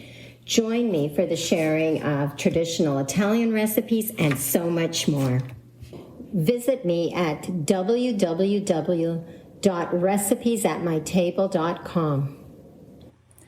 I'd like to welcome to the podcast Kathy Nesbitt, founder of Kathy's Crawly Composters. Kathy is also a multi-award-winning environmental innovator working to motivate people towards living a more sustainable life. Her mission is to put worms into every living space, and today we're going to find out a little bit more about that, and I guarantee you even more. Welcome to the show, Kathy. Thanks for being here, which is a very special treat given that May 2nd to 8th is International Compost Week, and I have here with us a compost specialist. How are you today? Thank you, Guido. I'm excited to be here. I'm happy to be on your podcast. I'm doing great. Yes, thank you. That's awesome. And I understand, Kathy, you live in Bradford, Ontario, right? Yes, I do. Mm-hmm. Awesome. How's the weather out in Bradford today? We had a great day, beautiful sunny day. It's a little cloudy now, but yep, good. Spring is here, and we're ready to. We survived the winter, Guido. Have you been getting any of those little bouts of snow and hail the last little while, or? We have, but they're just reminders that just remember you're in Canada. Snow can come at any time. So Kathy, given that it's International Compost Week from May 2nd to 8th, and I didn't know that till you said, hey, Guido, by the way, and so thank you for the by the way. We're in a COVID-19 pandemic. Like, you don't know that. Are there still awareness and education events happening, maybe online, et cetera, with respect to it being International Compost Week? Yes, absolutely. There's all kinds of gardening events going online. We've really adapted well. January till, say, April, May in Canada is Seedy Saturday Sunday season. That's a mouthful. Say that again? Seedy Saturday Sunday season. Seedy Saturday Sunday season. Okay, all right. 4 S's. And it's all about gardening and heritage heirloom plants and vegetables. Huh. So, those tomatoes that our grandparents and great-grandparents grew. Yes. Right, that you can't get anymore. And the different lettuces and the different vegetables. So these seeds are saved by the seed savers. And so there was all kinds of those events online. And I actually spoke at many of them. That's neat. And I think when you're saying the ones our grandparents, we're talking taste. We're talking when a tomato tastes like a tomato, right? Absolutely. It's yes. Yeah. So, you have a website. Do you link some of these events on your website? I have a beautiful events page. My husband is my web guy. It's the 19th anniversary of my Great Green Business. And yes, my website is blissfully up to date because my husband is my web guy. Hallelujah. Well, hey, it's good to have a tech person available to you like that. I'm going to mention your site, I think, at the end and several times throughout, probably. But you're free to do that as well. And then maybe we can educate people and give those links so that they can participate in some of those events. Because we do want them to have those very nice tomatoes. So you mentioned 19th anniversary, and I'm thinking, as I was reading through some of your materials, it sounds like almost 20 years ago you started a worm adventure with Kathy's Crawly Composters.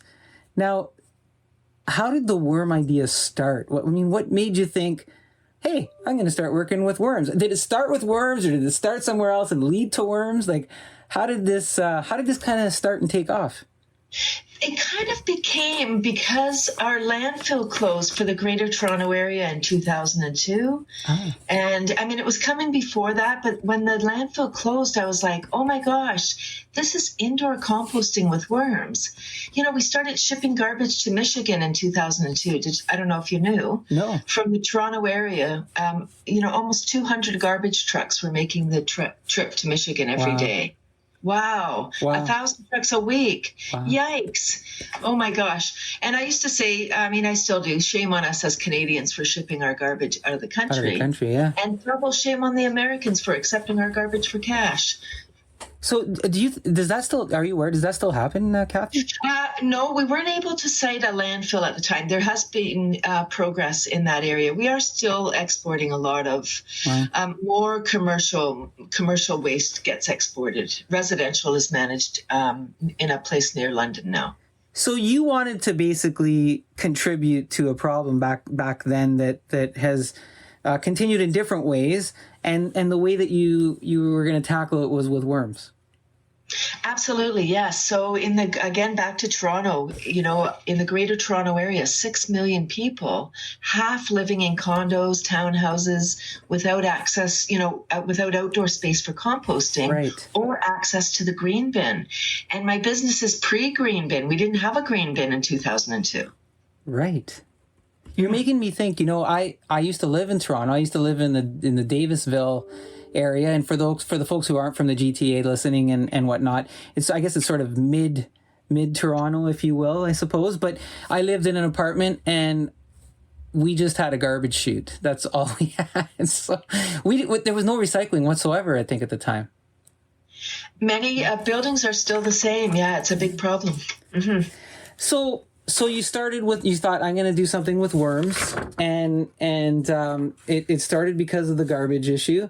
Now, what do worms actually do when it comes to compost? What's their value in putting, and I might be saying this wrong, by the way, is there value in putting them into the compost? Is that what you do? Or are they part of some sort of compost organic system? Yeah, both. So there's a few ways that you can use the worms. If you live in a house and you have outdoor space, you can add them to your outdoor composter. Absolutely. The worms will do the turning. They'll speed up the process and create a finer product.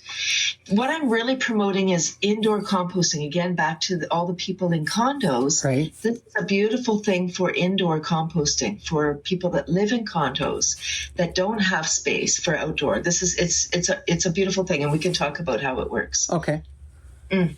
You want me to go ahead and talk about that now? Yeah, I mean, sure. Yeah, I mean, I'm intrigued by this. You know, I'm trying to figure out, and I'm thinking, you know, I didn't have a lot of space living in my little apartment, so.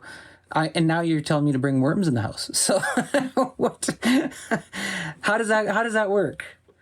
Yeah, so any container will do. I do happen to have a beautiful system called the Living Composter. It's made in Ontario.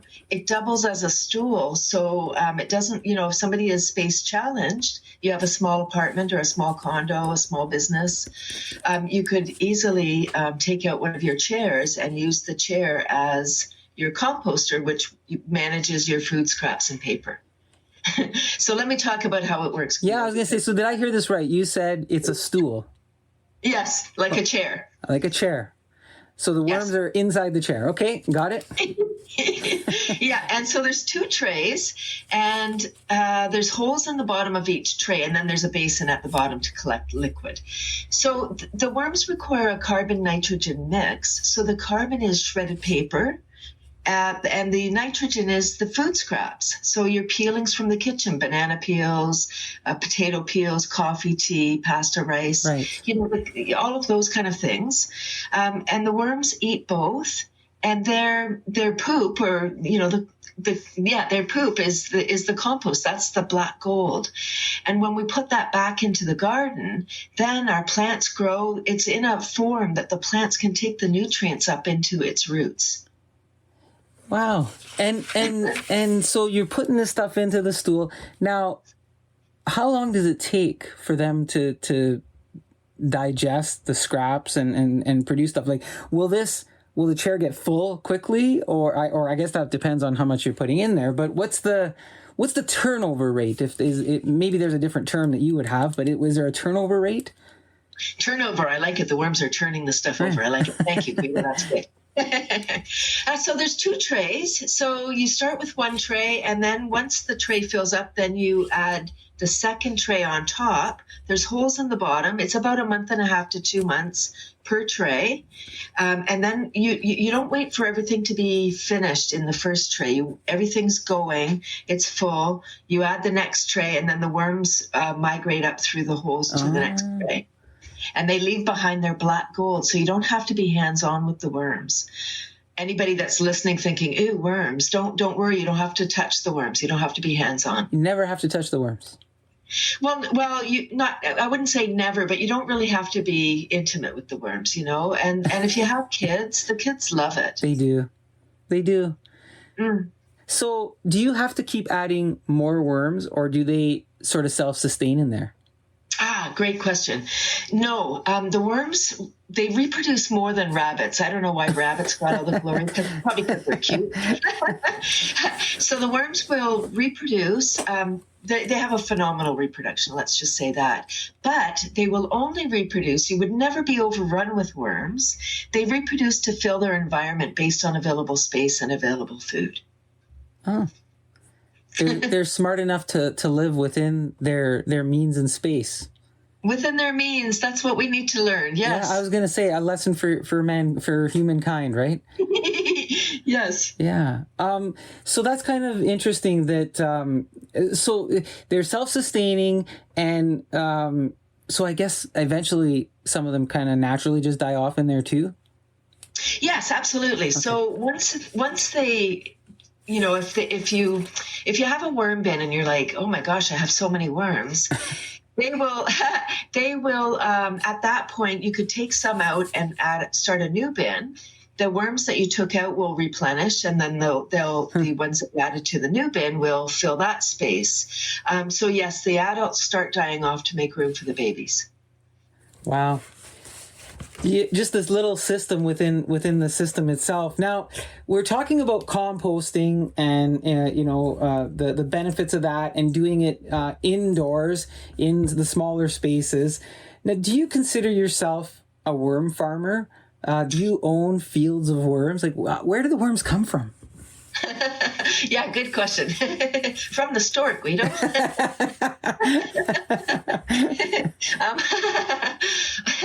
Yeah, so it's indoor. So especially in Canada, here are the key elements. So I do consider myself a worm farmer, and I do consider all of my clients are worm farmers also. Every time somebody sets up a worm bin, now you're a worm farmer, right? Now you're taking care of that creature. And they're going to reproduce, and you're going to feed them. They're going to create soil. So, yes, it's just creating the right environment. Where do they come from? They actually reproduce. They have eggs. And worms are hermaphrodites. I'm going to blow your mind for a second. All right, no problem. A little bit of worm biology. In a simple little worm, they have 5 hearts. They're hermaphrodites, meaning male and female. Once they've mated, they both create a cocoon or a worm egg. Up to 20 babies in each egg. I mean, it's phenomenal, the wonderful fun facts. And it's a beautiful thing for, again, with the children, it's a beautiful thing for people that have their kids at home, online learning for school. This is a hands-on. You can't be on your smartphone when you have your hands in the worm poop. Right. Now, you mentioned school. Have any of the schools, have you worked with any of the schools, or have any of the schools adopted some of this? Absolutely. Yes. I guess it's about 75,000 students have seen my wonderful worm presentation. Yes. I started my worm business in 2002, and I was like, everybody needs worms. And then I realized people were afraid of worms. And I was like, how am I going to put worms in every living space if people are afraid? And I started to do school workshops, and it's so beautiful. Having a worm bin in the class. I mean, it's different during COVID, but when school goes back, having a worm bin in the classroom, some of the teachers have reported some of the students will eat better because they want to feed the worms, but they don't. Cool. Right? Yahoo! Yeah, they're eating the scraps that they could put into the compost. Smart. Right? And they don't eat chips or they don't eat cheese strings. No. So Kathy, what if someone says, "Hey, this is a great idea. I want to do that."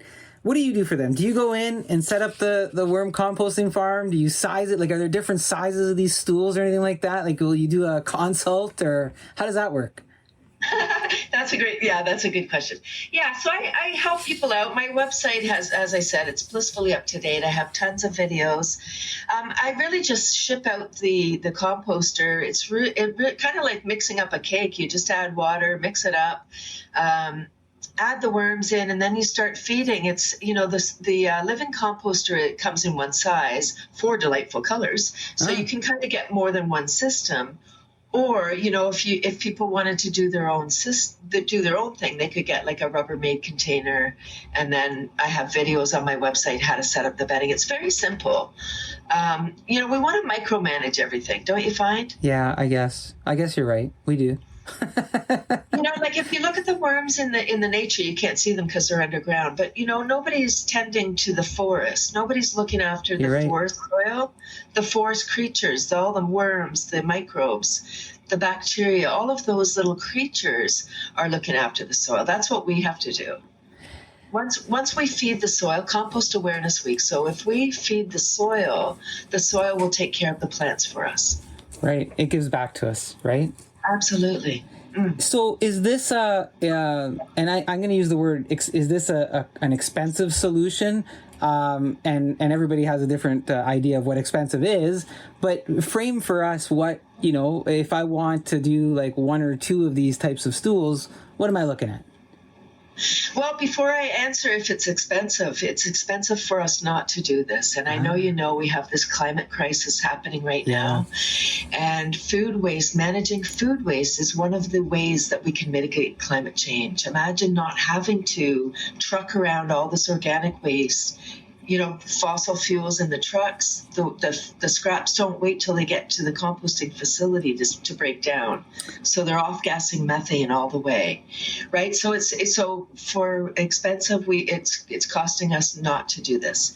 But the cost for the living composter, to answer your question, with half a pound of worms, oh gosh, I think it's $210, and with a pound of worms, it's $225 or $230 maybe. I'm not sorry, I shouldn't have these prices. That's okay. And we have a website to reference. It gives people a reference point. But I think to your point, even when you're talking about that cost and you start thinking about the cost of not doing it, there's things that we do, and maybe we might not see it immediately today, but we've talked a lot about kids and the future. And how this impacts their future too. So it's not just a today investment. This is a long-term investment that we're making, right? Right. So back to when I started 19 years ago, my goal was to put worms in every living space, Guido. And I think, imagine if every school adopted this 19 years ago, those children would be graduating knowing that once they eat an apple core, it goes in the worm bin. Or once they eat an apple, the core goes in the worm bin. Where's the worm bin? Yeah. You just toss it in. It's not a question of what I do with this. It's you add it into the worm bin. That's where it goes. Well, we're not there yet. No, I was going to say thank you for sticking with this for almost 20 years now, and helping the environment out and educating people along the way. Now, I have to ask you just a little fun thing here. Have you been given a nickname by chance because of the worm thing, or? My working title is Kathy Crawley Laughing Bean Queen. Wow. And briefly to explain, the crawly part is the worms. Yeah. Kathy Crawley Laughing is I'm a laughter yoga teacher. You might have noticed I laugh a lot. Uh-huh. And I also have a sprouting business. And so I really believe, at one time I was like, what the heck are these 3 options that I'm offering people? It's so random. But now I know these are just simple things that this is how I live my life.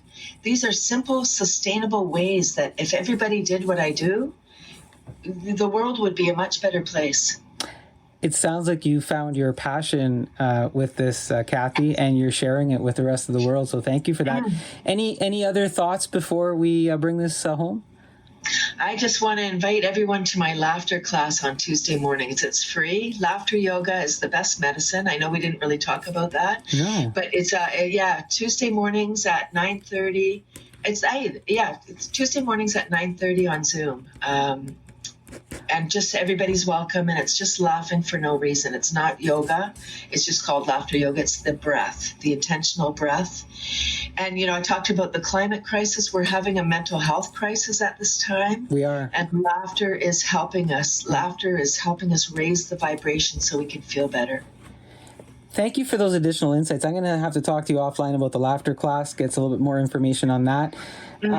Thank you for doing this with us, Kathy. It's been more than informative, and you've given us a lot to think about in terms of worms and accepting them into our home. So there you have it, folks. Worm composting with Kathy Nesbitt.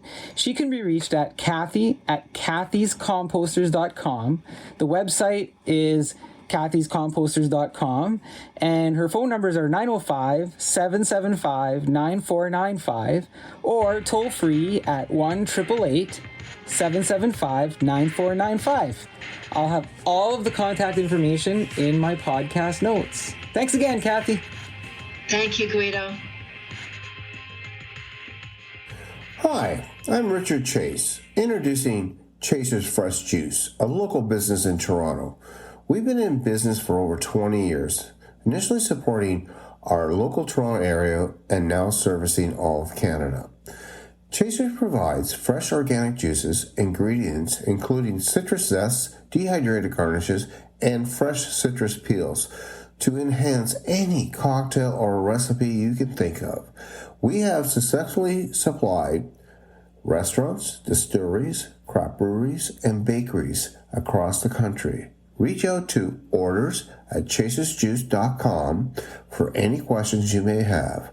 We are a customized fresh juice company, and I'm sure we can help you. Thank you. All right. Well, thank you, Richard, from Chaser's Juice. Folks, if you call Richard and put in an order and you say, Richard, I heard the promo code Chaser's Fresh Juice 21 on the Go On with Guido podcast, he's going to give you 15% off your order. That's Chaser's Fresh Juice 21, heard here on the Go On with Guido podcast, and Richard's going to give you 15% off your order. It's good juice. I've tried it. I love it. His IcePops are good too. Talk to him about that if you get a chance.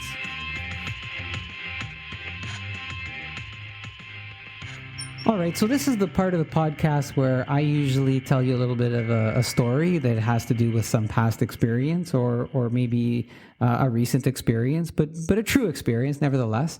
And so today I thought, I'm going to tell you a recent experience, but I'm also going to get some folks to help me out. So let me explain. I recently got the COVID-19 vaccine, and I received the Pfizer variation. My experience was that, I booked online using the online booking system. I qualified because of the area that I reside in is deemed a hot zone. And I was able to, using, your help, you punched in my health card number, and I was able to select the location, and I was presented with a calendar for time. And I was able to book it. And I ended up going to this location. It's called The Hangar. It's down in the Toronto area. And, I arrived there. There was lots of parking. Everybody, was wearing masks. They greeted you. I showed my identification. I went through a series of windows where I would fill in a validation sheet.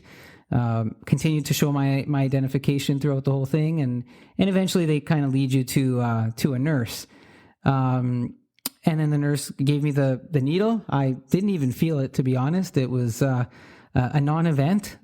She was done before I said, okay, you're done. Great.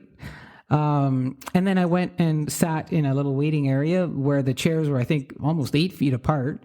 And in doing that, I waited my 15 minutes. I followed the directions on the card, and then I was able to proceed with a checkout.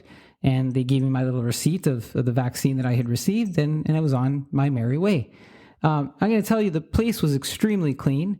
They were cleaning all over the place, and they were constantly cleaning. And at one point, I was watching the folks with the Lysol containers, and it was like watching the the ball runners on a tennis game. You know, they run out and they grab the ball and then they run back really quick. But these folks would just come out of nowhere, and you know, if somebody got up from a chair and they'd wipe it all down and they'd turn it around so it was ready for use again, and they'd be gone. And next time you see them, they're in another area cleaning another chair. But the whole area was very clean. I was very comfortable. I didn't have any fears about getting the shot. It didn't hurt. And certainly the location was convenient, and everybody was very friendly. In terms of post reactions, the only thing that hurt was the area where I got the shot in my arm. It hurt maybe for an extra day and a half or so, and it really just felt like I got punched in the arm a little bit. But that's it. I didn't have, thankfully, any other side effects or any other symptoms that I can tell you about.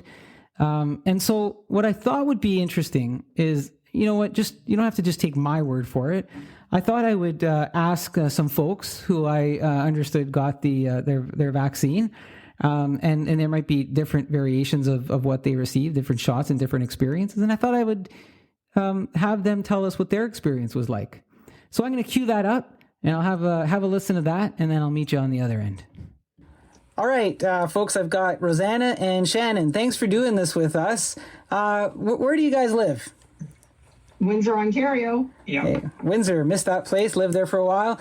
So if you can help us out, what vaccine did you guys both get? Pfizer. Pfizer? Yeah. And when you went to get your Pfizer vaccine, what was the environment like? Was it a good environment? Were you scared, or? Go ahead and answer.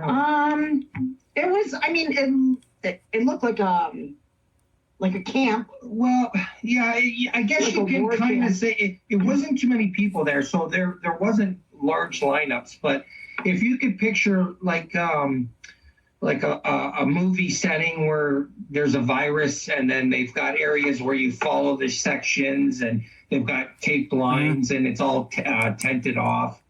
So you picture that in your head. That's basically what it looked like. But it was very organized. So almost like a MASH unit type of thing, like the old show there, MASH, where they had the hospital tents and stuff like that. Yeah.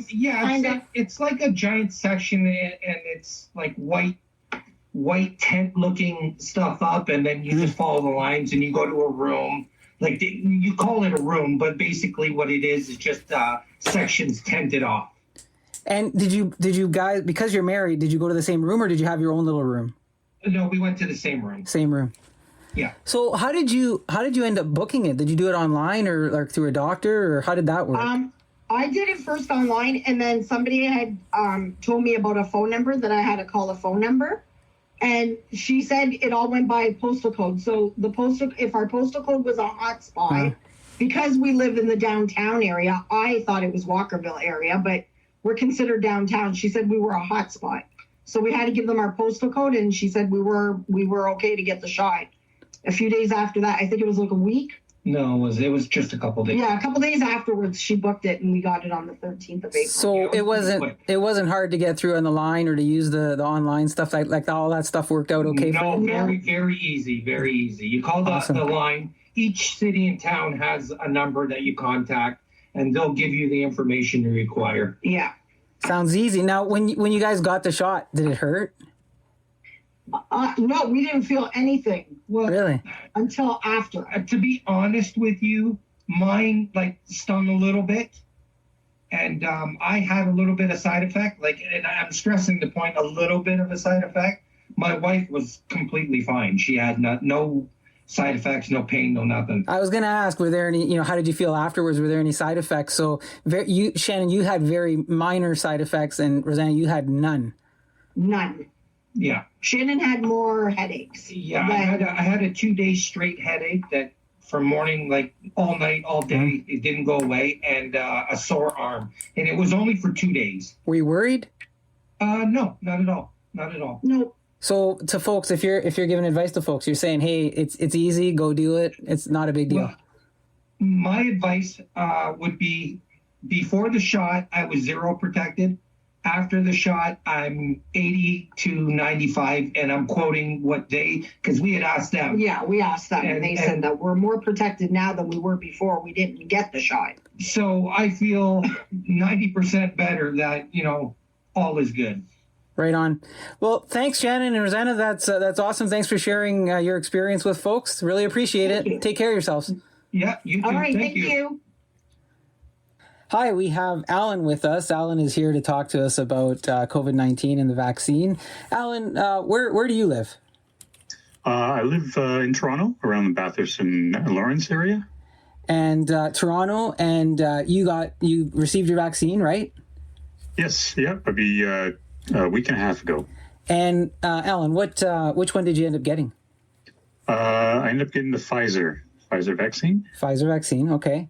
And when you went to get the vaccine, did you book it online? Did you get a call? Is it through another avenue? How did you manage to get there? Yeah, good question, Guido. I live in what I guess is deemed as a hot zone. So found out through a neighbor that given my age and where I'm living, I qualify for a vaccine. So online, the Humber River Hospital had an online booking system that I was able to book. I booked over the Easter long weekend, and I think in a week or two, I managed to get the appointment at the Downsview Arena Clinic. They're not at the hospital; they're running the clinic out of the Downsview Arena. And the booking was easy enough online, no glitches, went through smoothly. Yeah, once there were appointments available, it took about maybe 4 or 5 tries to throughout the course of the Easter long weekend. Once I realized that they were accepting, or I did qualify for vaccines, it took I got 4 or 5 times to get an appointment. And once I did, very straightforward, very easy. And so thanks, Alan. And when you went to the location there at Downsview, what was the environment like? Was it accepting? Was it strange? Was it difficult? It was a very pleasant experience. Actually, almost impressive. I'd go say it was very well organized. I think I probably interacted, and by interacted means where people were guiding me through. Probably throughout the whole process, maybe about 15 people guiding me through. Wow. I don't know, maybe about 100 feet of lines and arrows that I had needed to follow. So it was very well organized. And you felt safe there? Oh, definitely. Yeah, they were. I mean, they gave out new masks, so they wanted everyone, I guess, to use a new mask. Right. And lots of hand sanitizer, lots of social distancing. Yeah, no concerns at all. When you got the shot, did it hurt? No, they did warn that there could be some side effects. So I sleep on my left side. So I asked them to get the shot in the right side just in case. And probably about maybe, I don't know, 5 or 6 hours later, I started to develop a little bit of arm pain in my shoulder. Nothing excruciating by any means. It was sort of touch, but otherwise fine. I'm glad I got it in my right side because it did make sleeping a little easier. But otherwise, yeah, it was certainly no real discomfort or any other side effects. So so I guess nothing else, just a little bit of discomfort, and away you go. Were you at all worried about getting the vaccine, or after you got it? Was there any worry or concern? No, not at all. I mean, I did a bit of research. I know that the Pfizer didn't seem to have the same challenges that the AstraZeneca had. And to be honest with you, had that been available, I would have taken that as well. But as far as I understood from the Pfizer, there really wasn't as great a concern around any blood clots like the AstraZeneca did. But right. Overall, no, there was no worries or concerns. Well, thanks. And thanks for that little bit at the end, too. So you got the Pfizer, but you're saying, hey, I did enough research. I would have taken the AstraZeneca no matter what. I am in a hot zone and no side effects. Thanks for doing this with us, Alan. Hey, anytime, Guido. Right on. Thank you. Take care. Bye-bye. Hi, Renata. Thanks for doing this quick chat with us about the COVID-19 vaccine. Can you tell us where you live? I live in Leamington, Ontario. Oh, okay. Wow. Down south. And what vaccine did you get? I got the Moderna. Moderna. And when you went to get the Moderna vaccine, what was the environment like? Well, I went to the Windsor Essex Health unit on Princess Street in Leamington, and I was just blown away by the efficiency and the warmness of everybody. So I found the environment very warm and inviting. I didn't have to wait. I was in and out in about 30 minutes. Wow, 30 minutes. And it sounds like it was a comfortable place. Now, how did you get into that unit? Did you have to book online, or was it through a personal doctor or anything like that? Or well, they are very organized down in Windsor, Essex, and because of a pre-existing condition that I have, I was on a priority list. So they called me, and the appointment was booked in April. Wow.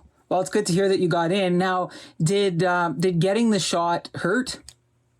Not at all. I didn't even know that she had put the needle in. Awesome. And afterwards, did you have any side effects or anything like that? I did, but, they were mild compared to having COVID. So for me, I had the next day some tiredness and chills.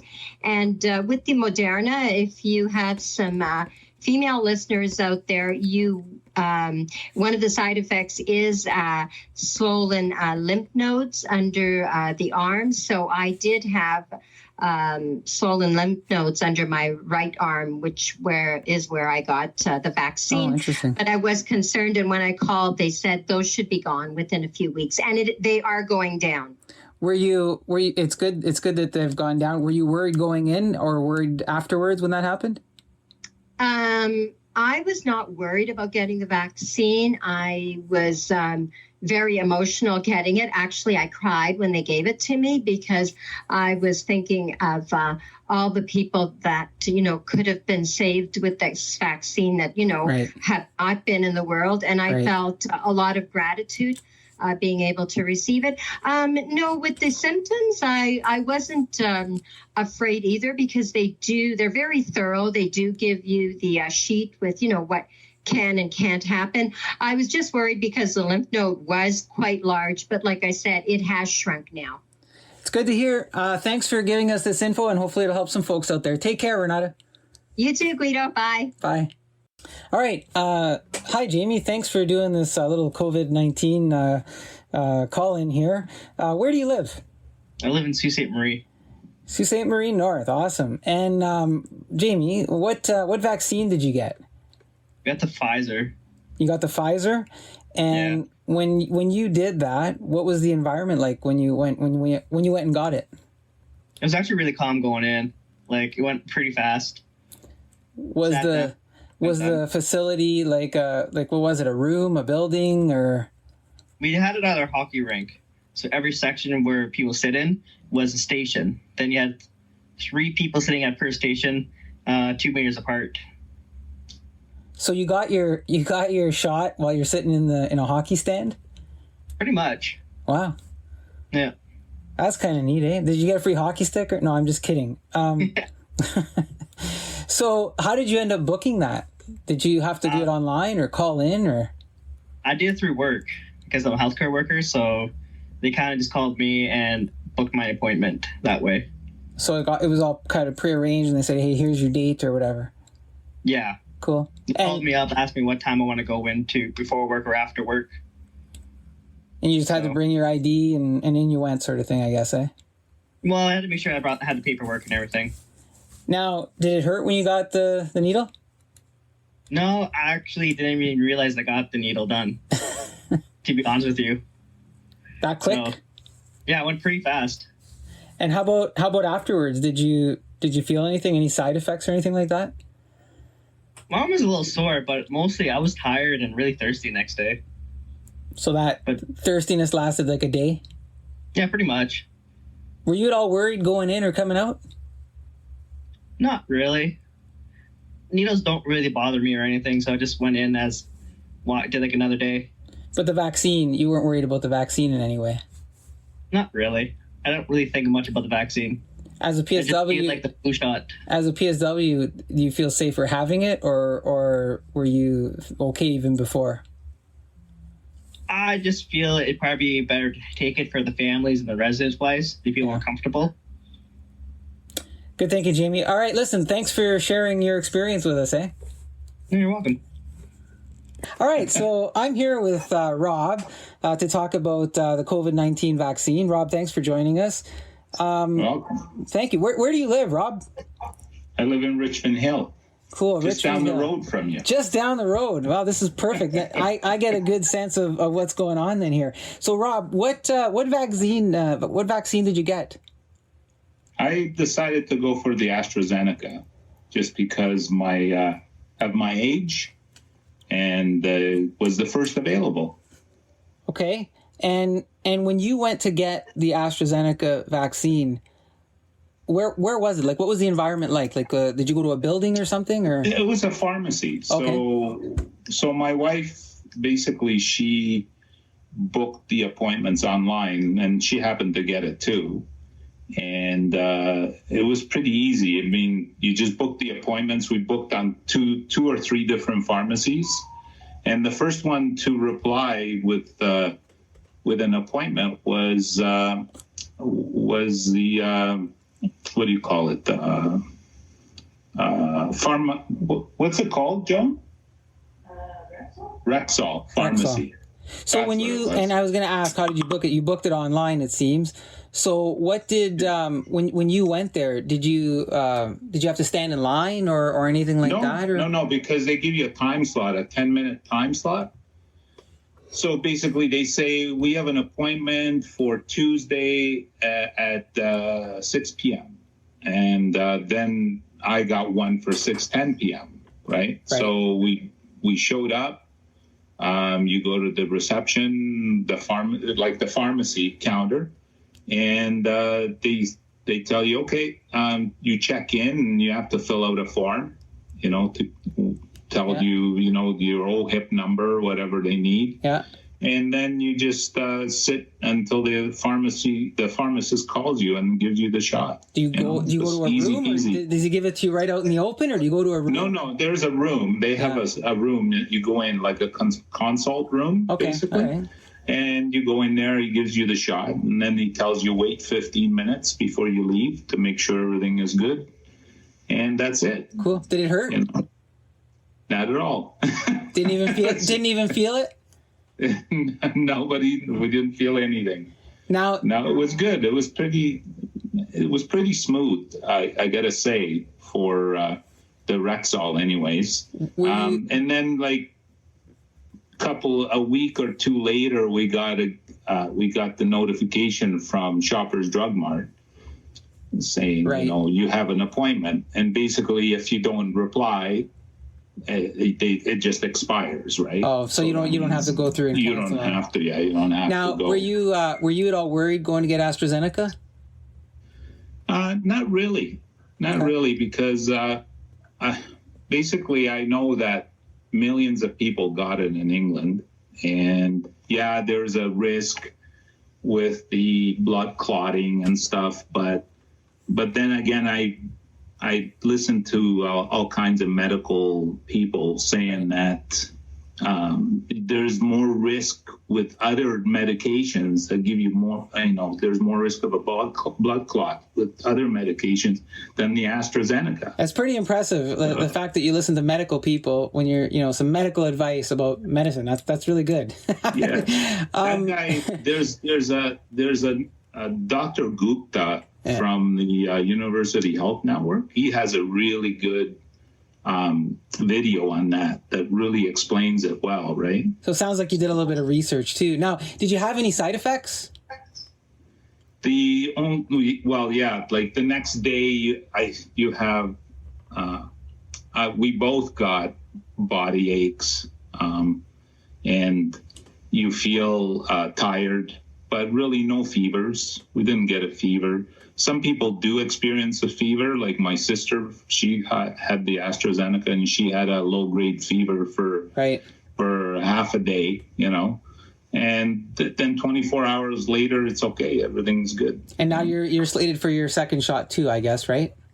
Yeah, and that's the thing. Instead of being 3 weeks or a month later, now they're doing it 3 to 4 months later, right? Cool. Well, thanks for sharing that with us. So, Rob, Richmond Hill, AstraZeneca, mild symptoms there, and you're welcome. So you're saying go for it then to folks, eh, Rob? Yeah. There's cool. I don't think there's that much of a risk. To tell you the truth. Thanks, Rob. All right, take care.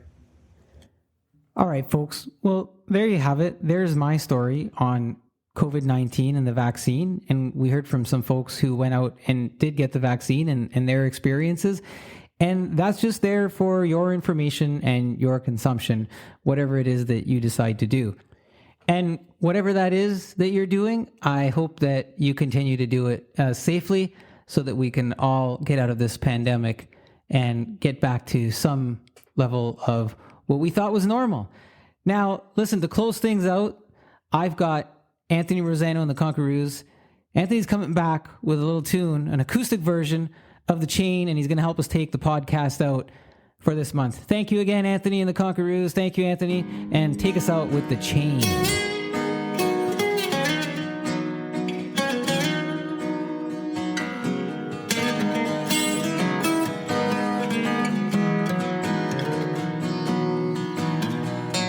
Lost myself in Blacksburg, headed east and toward the sea.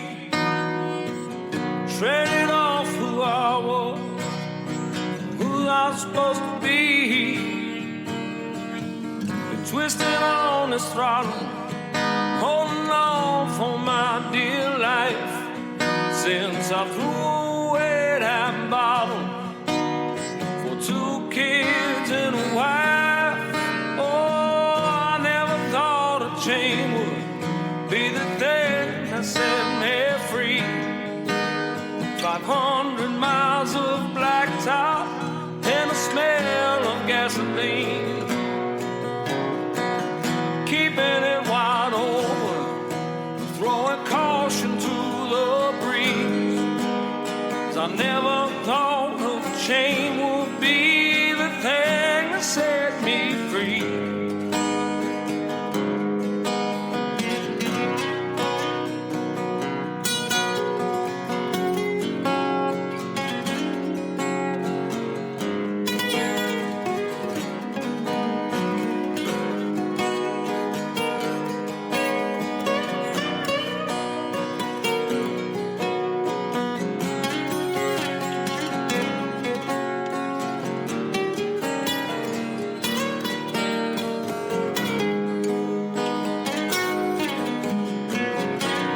To the coastline, scrambled up the shore.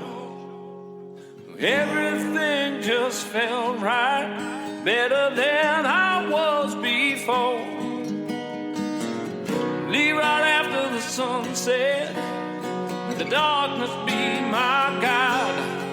Oh, I forget all my regrets till I'm worn out by your side. Never thought a chain would be the thing that set me free. 500 miles of blacktop and the smell of gasoline, keeping it wide open, throwing caution to the breeze. Oh, I never thought the chain would be the thing that set me free. Oh, I never thought a chain would be